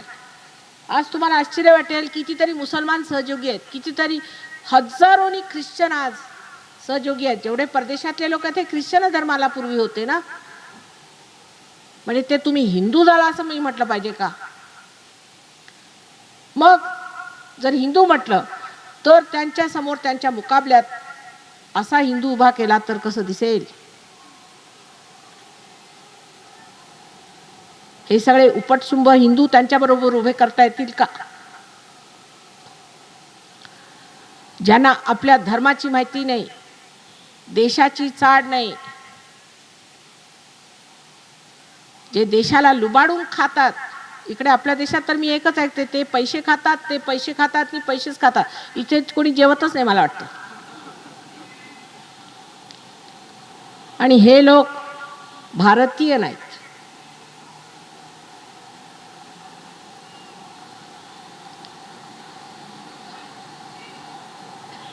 तेव्हा कोणत्याही व्यक्तींबद्दल माझं असं म्हणणं आहे की जे झालं ते झालं. आता ह्या क्षणाला आम्ही विश्वधर्म स्थापन करणार आहोत. त्याबद्दल आपलं काही मत असलं तर सांगावं. काय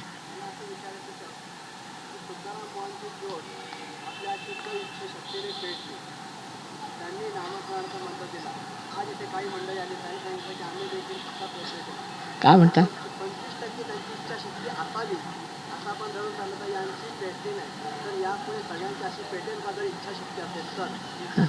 काय म्हणतात?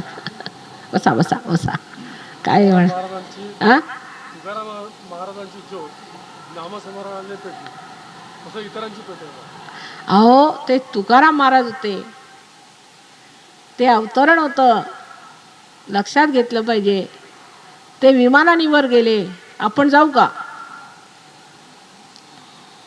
त्यांची आपली तयारी नाही केली पाहिजे. आपली जी स्थिती आहे ना, ते पाहिलं पाहिजे. ते तुकाराम होते काय? तुम्हाला आश्चर्य वाटेल, देहूला हे आमचे फॉरेनचे सहयोगी आले, ते जवळजवळ 370 होते. ते जिथे वर ध्यानाला बसत होतं तिथे गेले, तर तिथली माती कपाळात चोळून चोळून लावली आणि तिथे आपलं डोकं रगडलं. परत आल्यावर मला सांगायला लागले की तिथं चैतन्य असं फुटत होतं. जिथे त्यांचे पाय चालले तिथे चैतन्य फुटत होतं. त्यांची आपली काय तुम्ही बरोबरी करता हो? त्यांची कुंडलिनी जागृतून कुठेच गेली होती, त्यांच्या नामस्मरणाचा. हेच तर तुकारामांना काय माहित की माणसं कोणत्या स्थितीत आहेत. ते सगळ्यांना तुकारामच समजले होते मला वाटतं. हेच तर हा मोठा त्रास आहे मला. हे जे मोठे मोठे लोक होऊन गेले ते सगळ्यांना एवढं मोठं कसे समजत होते? मानवाची काय स्थिती ते तर पाहायला पाहिजे होतं.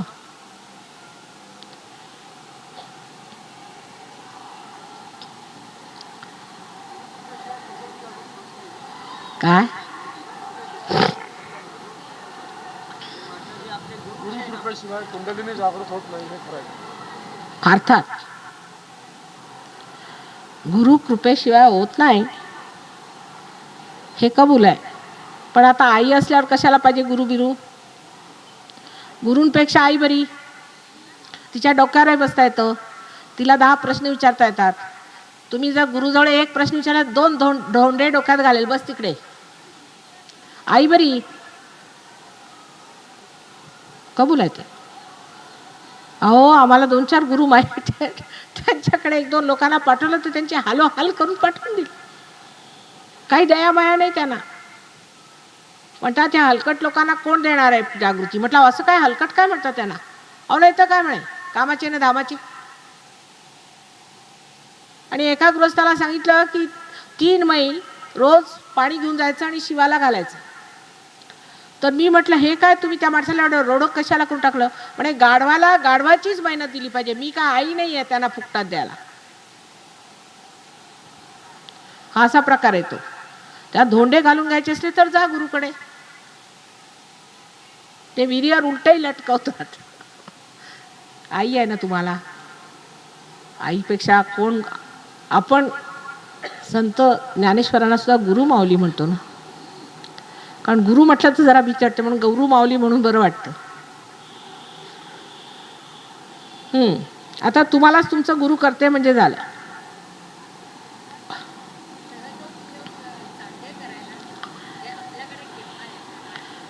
काय म्हणतात? सहजीव साध्य करायला आपल्याकडे केव्हा येणार? माझ्याकडे? अहो आता सध्याच तुम्हाला इथे पार करते, काही यायलाच नको माझ्याकडे. सध्या पार करते ना, आत्ता पार करते तुम्हाला. कशाला माझ्याकडे यायचं? आणि मी तुमच्याकडेच आहे. तुम्ही माझ्याकडे कुठे येणार? मी तुमच्या बरोबरच असणार, तुम्ही माझ्याकडे कुठे येणार? अशी परिस्थिती आहे ती. आहे ना? पुढे हे मराठी भाषेचं मला फार लाभ आहे, कारण त्याच्यात काही बोललं म्हणजे बरोबर उत्तर जमतं. हा बोला पुढे काय. आता नको ना प्रश्न, झाले प्रश्न हो. मिटे वाद संवाद ऐसा करावा. कळलं की नाही?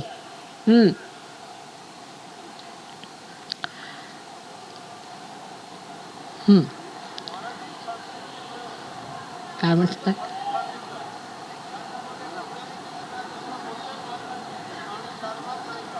काय म्हणतात?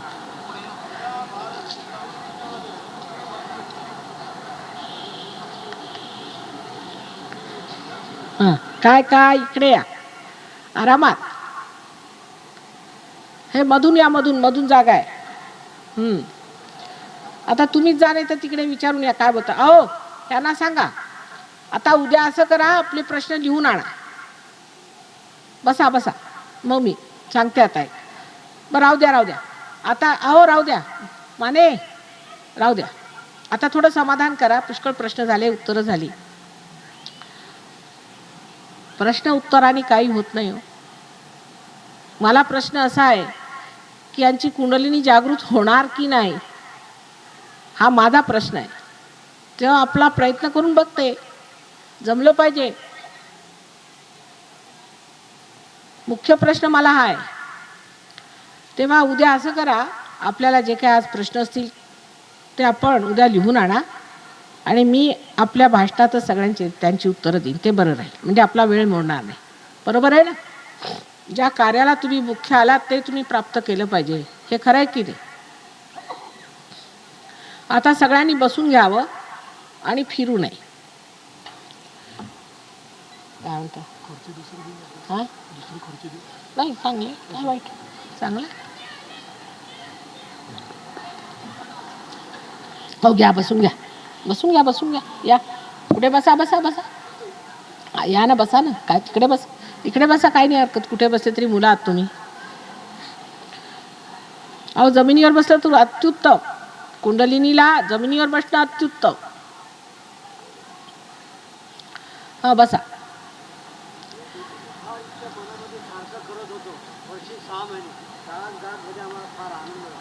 बरं बसा, छान. आता बसा. आता झाले प्रश्न. सगळेजण बसा बरं खाली आरामात.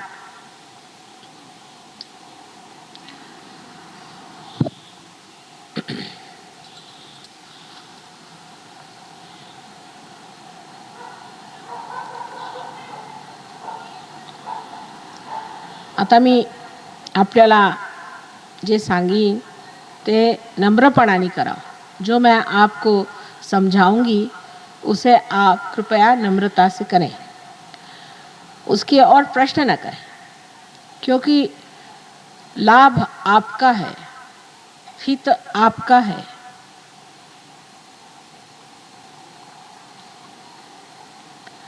आता पहिल्यांदा आपल्याला संतुलनात उतरलं पाहिजे. आणि संतुलन हे साधण्यासाठी आपल्या दोन बाजू आहेत, एक तर डावी आणि उजवी बाजू. डाव्या बाजूला आपल्या भावना आहेत किंवा इच्छा शक्ती आहे. शुद्ध इच्छा ही कुंडलिनी आहे, पण इच्छा शक्ती ही डाव्या बाजूला असते आणि उजव्या बाजूला क्रियाशक्ती असते. ह्यांच्यामध्ये संतुलन साधावं लागतं, तेव्हा मध्यमार्ग उघडा होतो. सबसे पहले हमें अपने अंदर संतुलन लाना होगा, मैंने बैलेंस. इसलिए क्योंकि हमारी जो लेफ्ट साइड है वो हमारी इच्छा शक्ति है, हमारी भावनाएं हैं, हमारा कंडीशनिंग है. और जो हमारी राइट साइड है वो हमारी कार्य शक्ति है, जिससे हम काम करते हैं, चाहे वो शारीरिक हो चाहे वो बौद्धिक हो. इन दोनों के अंदर पहले हमें संतुलन लाना चाहिए। इसके लिए दो नाड़ियाँ जो कि लेफ्ट साइड में है उसे ईड़ा और जो राइट साइड में है उसे पिंगला कहते हैं। ईड़ा और पिंगला दो नाड़ी हमारे अंदर जो left end right sympathetic nervous system है उसे चलाती है। इसमें हमें पहले संतुलन लाना चाहिए। उसके बाद जो बीच का मार्ग है जिसे हम धर्म शक्ति कहते हैं, जो धारी जाती है और उसके अंतर्गत जो हमारे 6 चक्र ऊपर में है उनका मार्ग खुल जाता है, जिससे कुंडलिनी आसानी से इन 6 चक्रों को भेदती हुई, ब्रह्मरंध्र को अंत में भेदती हुई बाहर की ओर चली आती है और सर में से ठंडी ठंडी हवा इस तरह से बहने लग जाती है। इसकी सुरुवात। आता हे सगळ्यांना समजलं की नाही हिंदी भाषेत?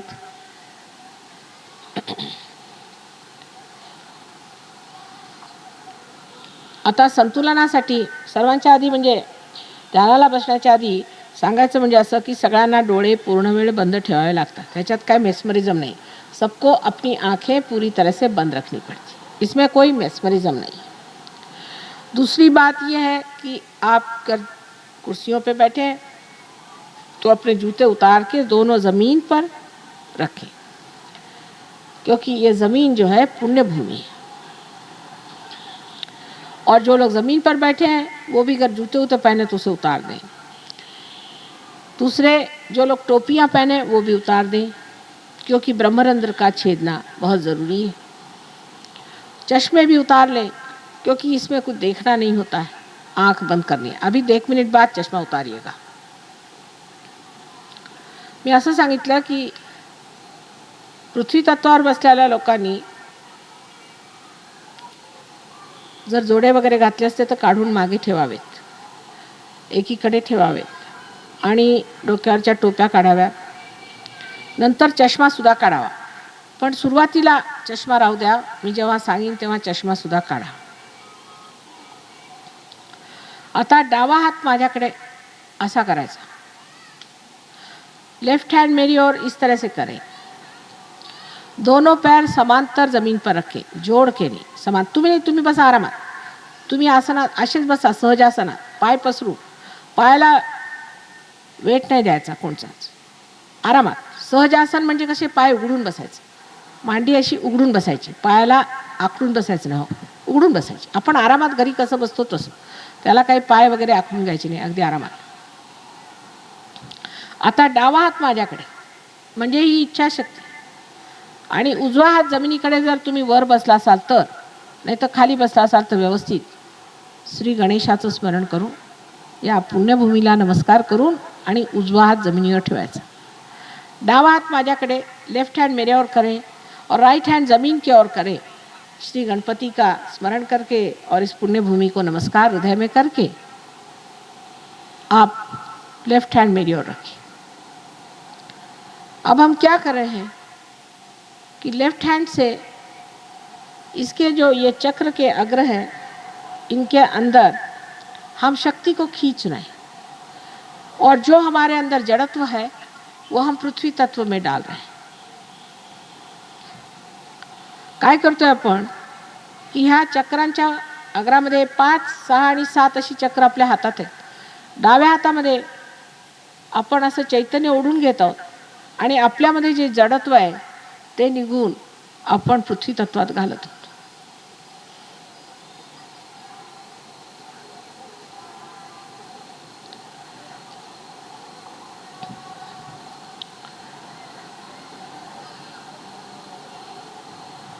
म्हणजे आपल्यामधले जे कुसंस्कार वगैरे असतील ते सगळे निघून जातील।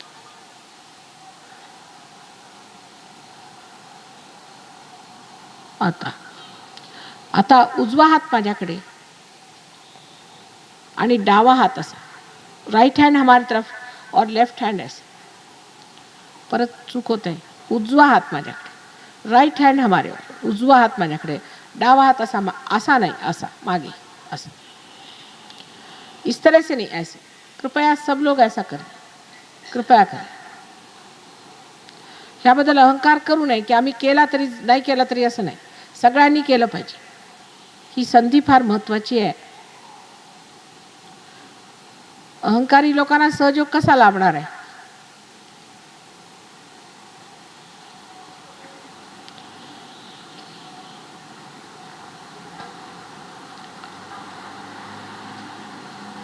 आता काय करतोय आपण की राईट साईड म्हणजे कार्यशक्ती आहे आणि त्यामध्ये जे अहंकारादी जे दोष येतात ते आपण आता आकाश तत्वात घालत आहोत. राइट साइड ये हमारी कार्य शक्ति है और हमारे अंदर जो अहंकार आदि दुर्गुण आ जाते हैं उसे हम लेफ्ट साइड में डाल रहे हैं. वो आकाश तत्व में हम छोड़ रहे हैं क्योंकि हमें पता नहीं रहता हमारे अंदर कितने अहंकार आए हुए हैं. समझ में नहीं आता है क्योंकि अहंकार से हम दूसरों को दुख देते हैं लेकिन हम अपने पर कोई दुख नहीं लेते. इसलिए मनुष्य सोचता है कि मैं बड़ा विजयी हो गया हूं, जैसे हिटलर थे.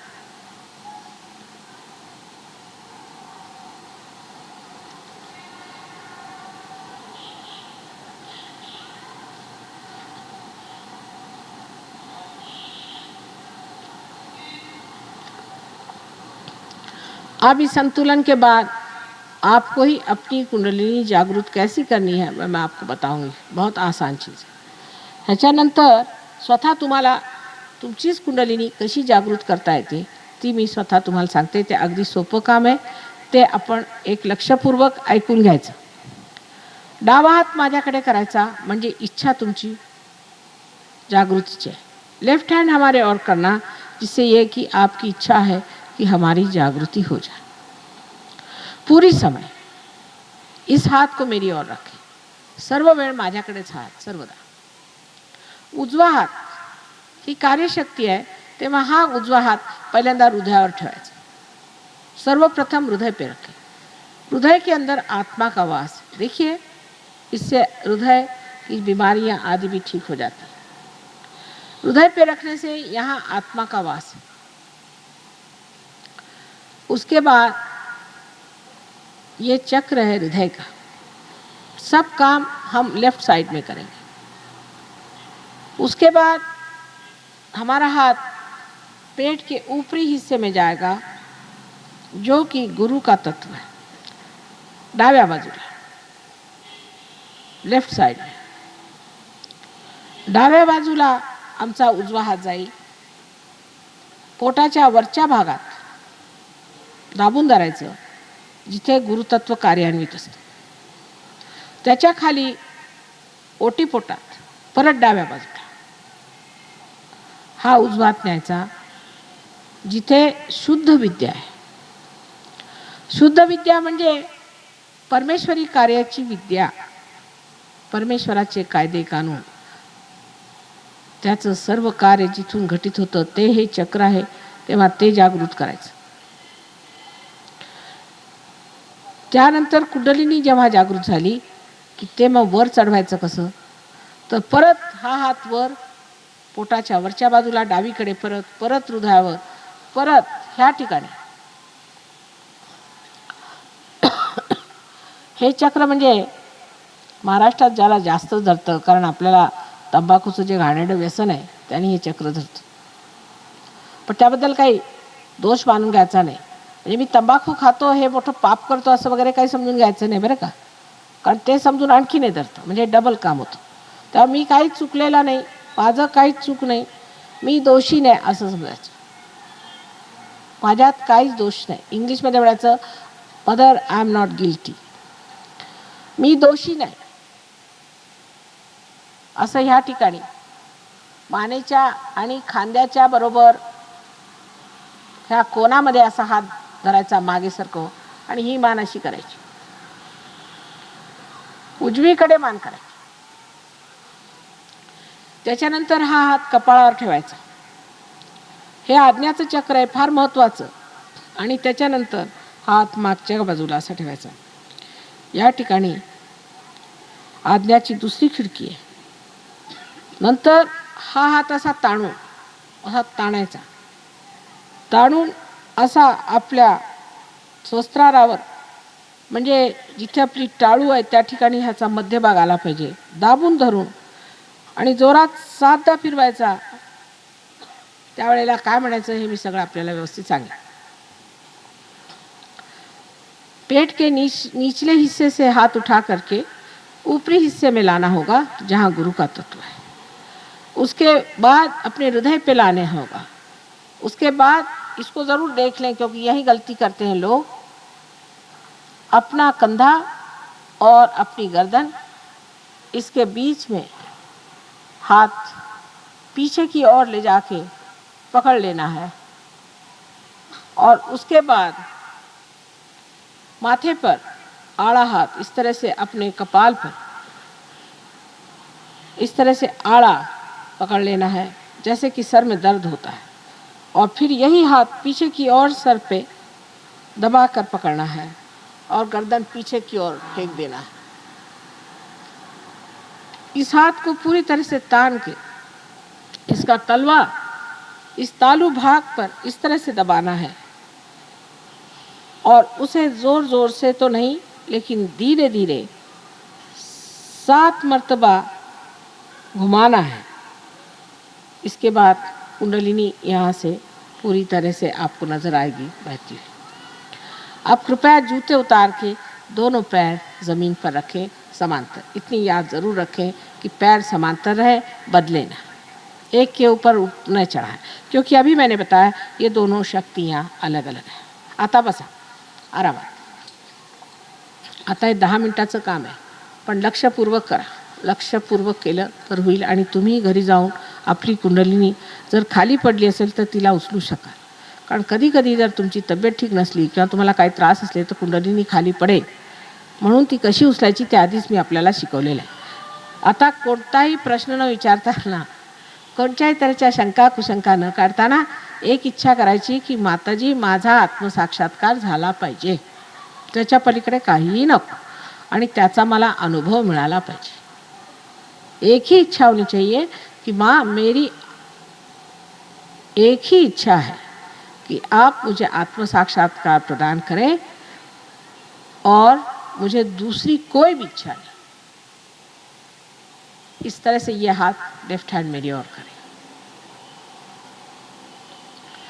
आता डोळे मिटा. सब लोग आंखें बंद कर लें. चश्मा उतार लें. कोई चीज़ अगर तंग हो गले में, कोई माला शाला हो तो कृपया निकाल लें. कोई भी चीज़ तंग हो, कोई भारी हो, काही गळ्यात माळा बिळा असल्या तर काढून टाका. माळा वगैरे नको, त्या काढूनच टाकलेल्या बऱ्या. थोडा वेळ काढून ठेवा खाली माळा. थोडा वेळ काढून ठेवायच्या. मंगळसूत्र राहू द्या फक्त. डावा हात माझ्याकडे. चष्मे उतरवून घ्या. जर घड्याळही भारी असलं तर काढून ठेवलेलं बरं. घडी भी भारी हो तो निकाल के रख लें, कोई हर्ष नाही. हां, म्हणजे लक्ष इकडे तिकडे गेलं नाही पाहिजे म्हणून सगळी व्यवस्था आहे.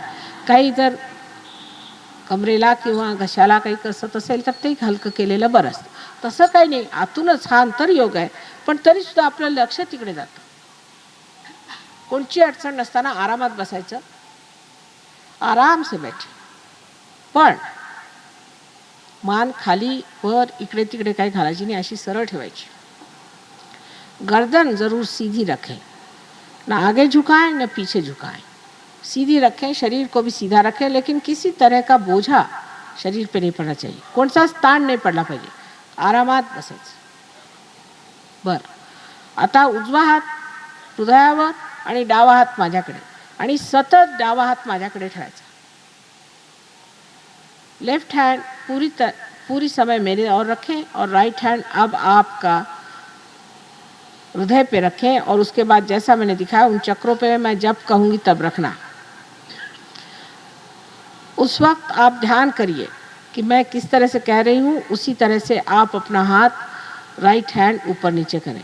ध्यानपूर्वक लक्षात ठेवायचं. मी जेव्हा सांगेन तेव्हाच उजवा हात जिथे ठेवायला, ज्या चक्रावर ठेवायला सांगते तिथे ठेवावा. सर्वप्रथम मी दोषी नाही, कोणताच मी दोष केला नाही, मी पतित नाही वगैरे वगैरे आणि मला हमखास आत्मसाक्षात्कार होईल अशा विश्वासाने बसलं पाहिजे. सबसे पहले मैं कोई दोषी नहीं हूँ, मुझमें कोई दोष नहीं. मेरे लेक्चर से भी आपको कोई ऐसा लगा हो तो सब भूल जाइए. मुझमें कोई दोष है ऐसा नहीं मानना है. उल्टे हमें आत्म साक्षात्कार होगा ही, इस विश्वास से बैठे. दुसरी गोष्ट म्हणजे तुम्ही मानव आहात आणि परमेश्वराची मंदिर आहात. त्यात फक्त दीप पाजळायचा आहे, तेवढंच काम आहे. तेव्हा आपल्याला कोणत्याही न्यूनत्वात आणायचं नाही. दूसरी बात है कि आप परमात्मा के मंदिर हैं, उसमें सिर्फ दीप जलाना है. इसलिए अपने प्रति कोई भी न्यूनत्व की भावना रखनी नहीं. कोई भी अपने अंदर कमी है ऐसा नहीं समझना चाहिए. सारी कमियां कुंडलिनी पूरी कर देती है और आपके अंदर वो दीप जला देती है. इस पूर्ण विश्वास के साथ, अपने अंदर विश्वास रखते हुए आप अपना राइट हैंड हार्ट पे रखें और लेफ्ट हैंड हमारी ओर. अब आप एक प्रश्न मुझसे पूछें कि जो बड़ा बुनियादी सवाल है, माँ क्या मैं आत्मा हूँ? हृदयावर हात ठेवायला पाहिजे, उजवा आणि डावा हात माझ्याकडे. आणि एक फार मूलभूत प्रश्न आपण मला विचारला पाहिजे, डोळे मिटून मनामध्ये हृदयामध्ये विचारला पाहिजे, जोराने नाही. श्री माताजी, मी आत्मा आहे का? असा 3दा प्रश्न विचारा.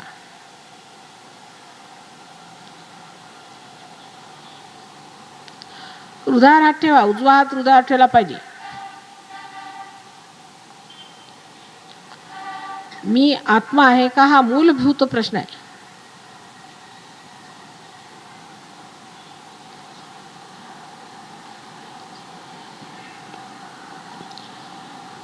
आता ह्यानंतर दुसरा प्रश्न ओघाने येतो. जर तुम्ही आत्मा आहात तर तुम्ही तुमचे गुरु सुद्धा आहात.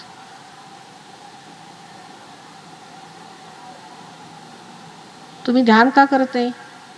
तर करायचं नसलं तर तुम्ही बाहेर जा. त्यांना ध्यान करायचं नसलं त्यांनी बाहेर जावं, दुसऱ्यांना त्रास देऊ नये. डोळे मिटा, दुसऱ्यांच्याकडे बघायचं नाही.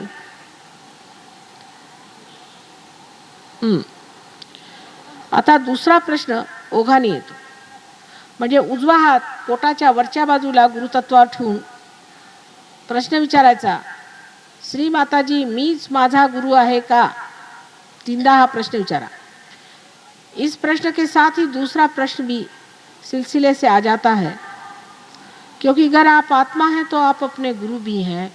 इसलिए आप मुझसे सवाल करें, श्री माताजी क्या मैं स्वयं का गुरु हूँ? 3 बार प्रश्न करें. हृदय पे से उठा करके अपने पेट के ऊपरी हिस्से में रखें. पेट के ऊपरी हिस्से में रखें, लेफ्ट साइड में.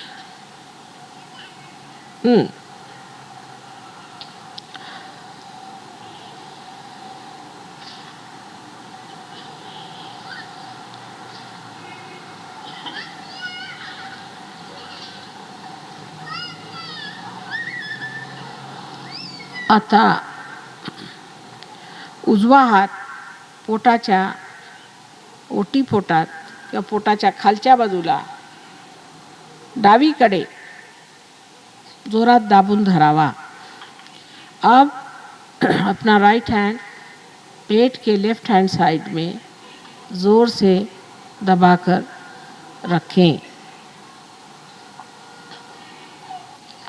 निचली हिस्से में, पेट के निचले हिस्से में जोर से दबाकर रखें. ये शुद्ध विद्या का स्थान है. ये शुद्ध विद्या परमात्मा के कार्य की विद्या है. उनकी कार्य प्रणाली, उनके कायदे कानून, उसकी सब विद्या यहीं से कार्यान्वित होती है.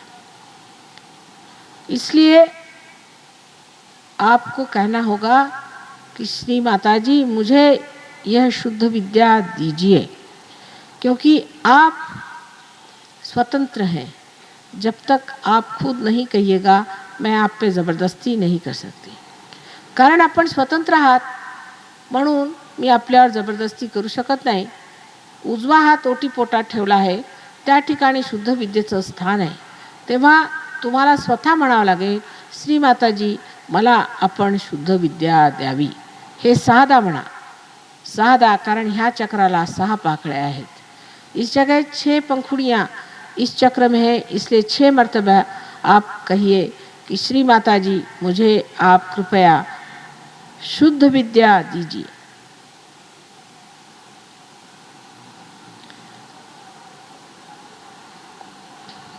ओटीपोटात पेट के निचले हिस्से में लेफ्ट हैंड पर जस्ट करेक्ट.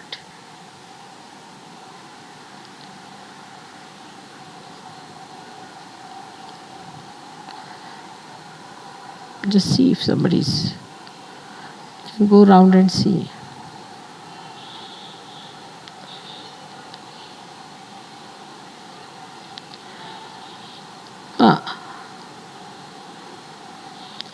इसके कहने ही से आपकी कुंडलिनी शक्ति जागृत होगी. त्रिकोणाकार अस्थि में स्थित कुंडलिनी शक्ति जागृत होकर ऊपर चढ़ती है. त्रिकोणाकार अस्थित असलेली कुंडलिनी शक्ती जागृत होऊन आपण असं मागितल्यावर वर चढायला लागते. पण आता वरची चक्र आपण हळूहळू वाढवली पाहिजेत, म्हणजे त्यांना म्हणता येईल आपल्याला की सैल केलं पाहिजे. तिथे त्या घट्ट अळून बसलेले त्याच्यात सैलपणा आला पाहिजे, ज्यानी मध्यमार्ग उघडा होईल आणि कुंडलिनी वर चढ़े. कि हमारी कुंडलिनी मध्य मार्ग से आसानी से ऊपर चढ़ सके, इसलिए चाहिए कि हम इन चक्रों पर विचार करें, जिससे ये चक्र ढीले होकर खुल जाएं और उसके अंदर से कुंडलिनी आसानी से ऊपर चढ़ सके.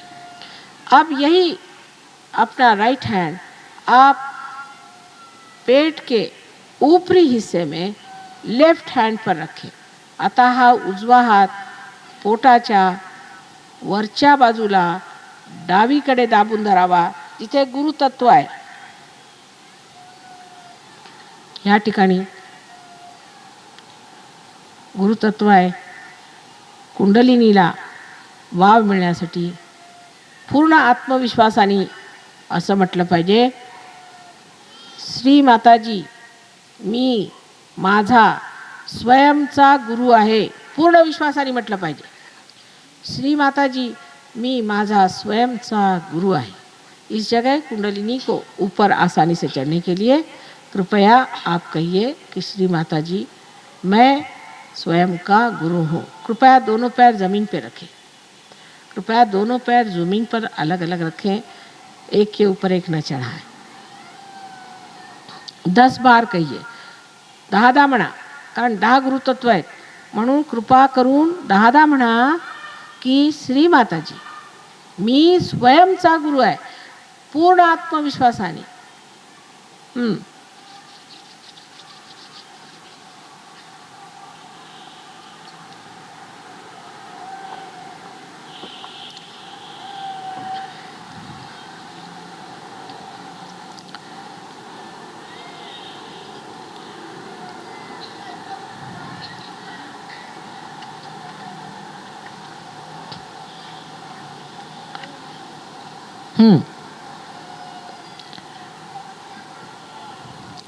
आता मी म्हणते तसं करा, नाहीतर नंतर मग मला हा आजार आहे, मला तो आजार आहे, माझा आजार ठीक करायचा, मैं कधी घट भेटायला येऊ वगैरे हे असं करा.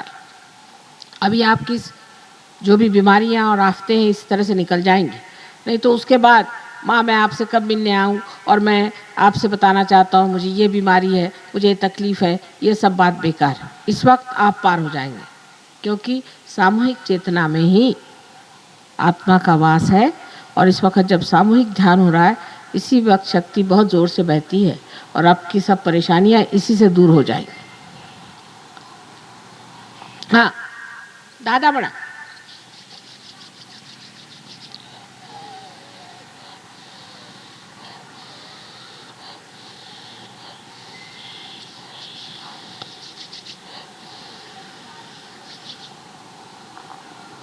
आता उजवा हाथ हृदय ठेवा।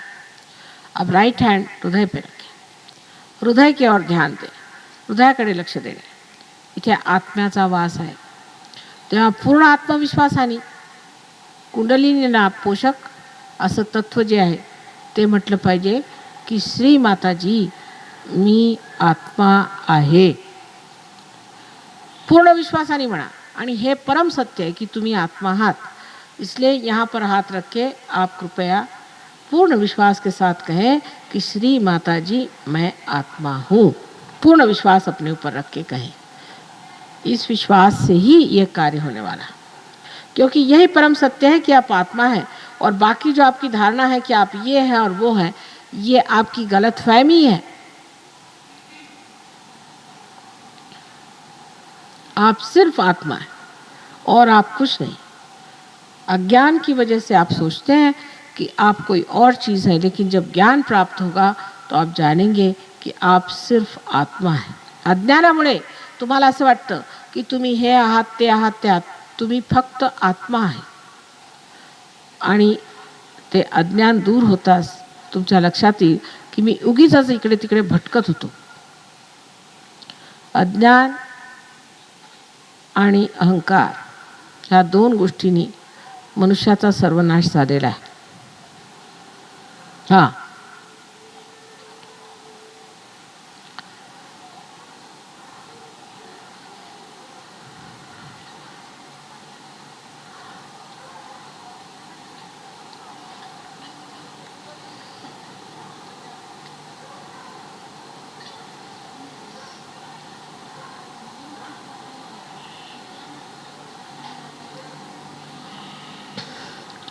अभी अपना राइट हैंड उठा करके और कंधा और गर्दन के बीच जो कोण है उसमें ज़ोर से दबाकर पीछे की ओर रखें, सामने से। आता हा उजवा हात उचलून मान आणि खांदा ह्याच्यामध्ये जो कोण तयार होतो त्याच्यामध्ये वरपर्यंत उचलून मणक्याला शिवत असा जोरात धरून ठेवावा।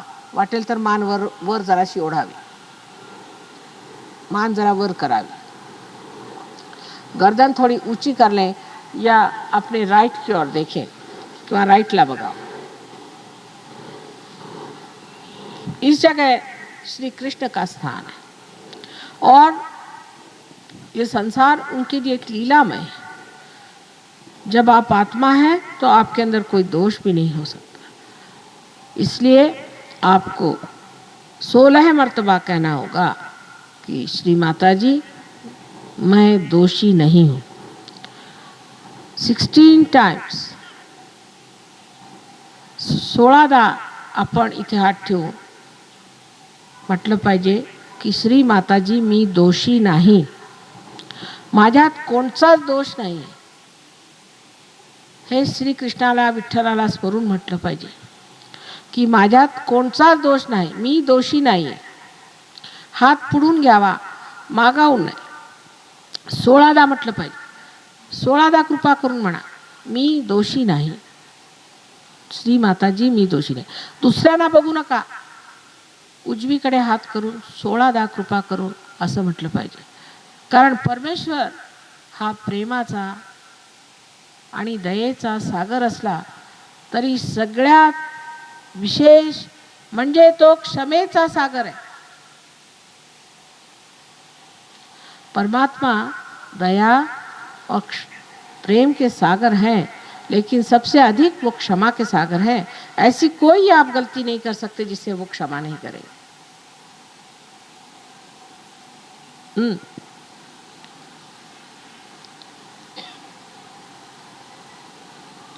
आणि अजूनही कुणाला वाटत असेल मी फार दोषी आहे तर त्यांनी स्वतःला शिक्षा म्हणून 108दा म्हणून घ्या।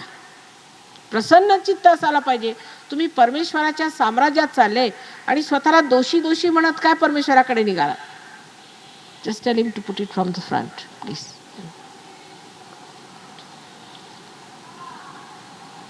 प्रसन्न चित्त होना चाहिए। परमेश्वर के साम्राज्य में जा रहे हैं, अपने को दोषी दोषी कहने से आप कैसे परमात्मा के साम्राज्य में जाइएगा।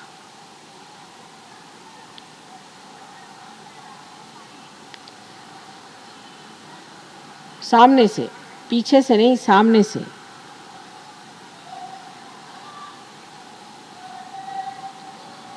हम्म.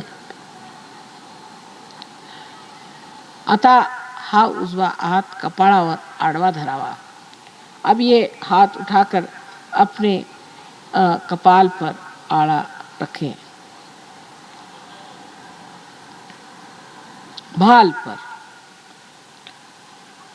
इस जगह जोर से दबाएं, दोनों तरफ से, दोन्हीकडे दाबून धरायचं, जसं आपलं डोकं दुखतं तसं.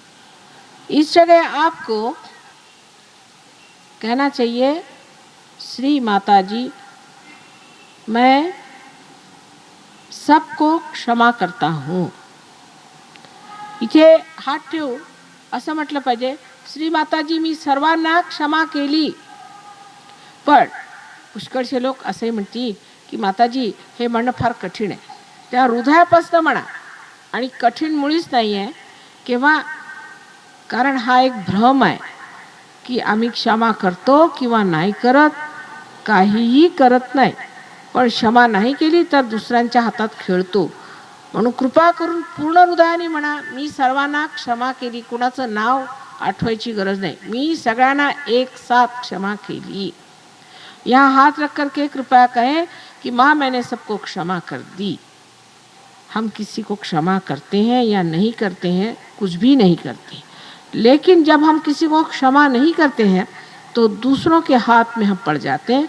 इसलिए पूर्ण हृदय से कहें कि श्री माता जी मैंने सबको एक साथ क्षमा कर दी. किसी का नाम याद करने की जरूरत नहीं इस वक्त.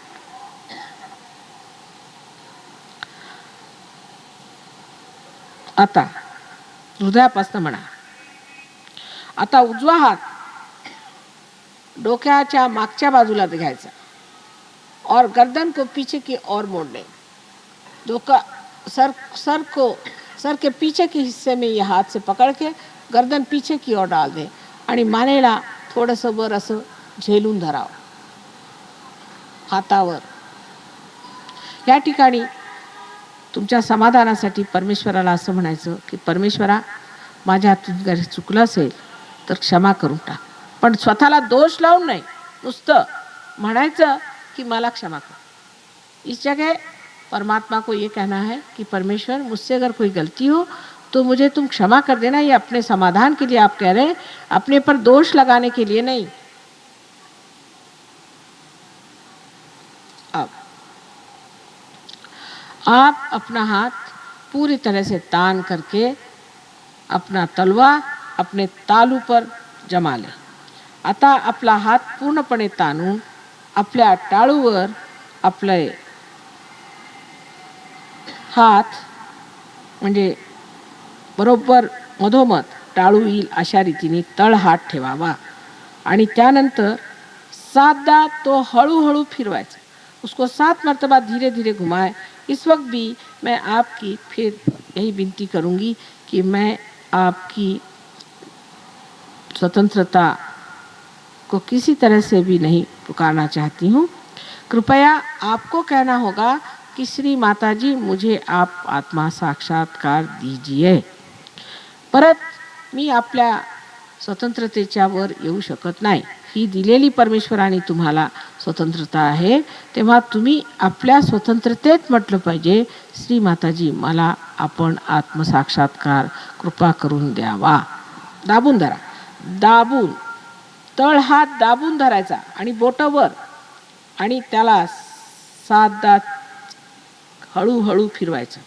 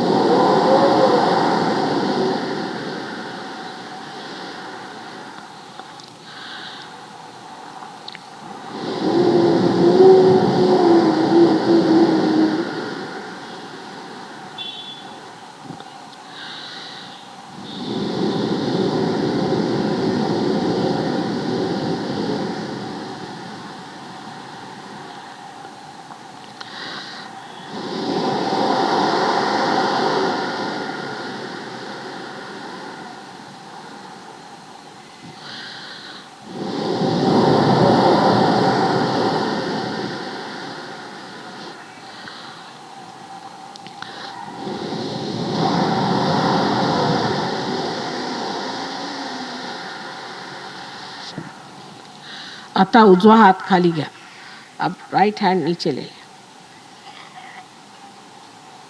आंख खोले, चष्मा लावा असला तर, डोळे उघडा, माझ्याकडे बघा, निर्विचारित आहेत, मेरी ओर देखे, निर्विचार, देखिए कोई विचार आ रहा है। अब लेफ्ट हैंड अपने सर पे एक 3-4 इंच ऊपर पकडे, आता डोळे उघडा, चष्मा वाटला तर वापरा, माझ्याकडे निर्विचारित आहेत बघा, उजवा हात माझ्याकडे व्यवस्थित, आणि डाव्या हाताने एक 3-4 इंचावरती असा हात फिरून बघा, गार येते का, वरती वरती थोडं वर आहे, अधांत्री धरायचं, अधांत्री वर, 3-4 कुणाकुणाला तर 8-10 इंचावर सुद्धा येते कुंडलिनी बाहेर, बघा येते का गार, वरती आणखीन येत आहे. आता हा डावा हात माझ्याकडे करा, आता उजव्या हाताने बघा, वरती हा डावा असा वर करा हात, लेफ्ट हैंड से लेफ्ट हैंड मेरी और राइट हैंड से देखें क्या आ रहा है ठंडक, जरा वर घ्या, वरती जाणीव यायला पाहिजे, वर डोक्यावर,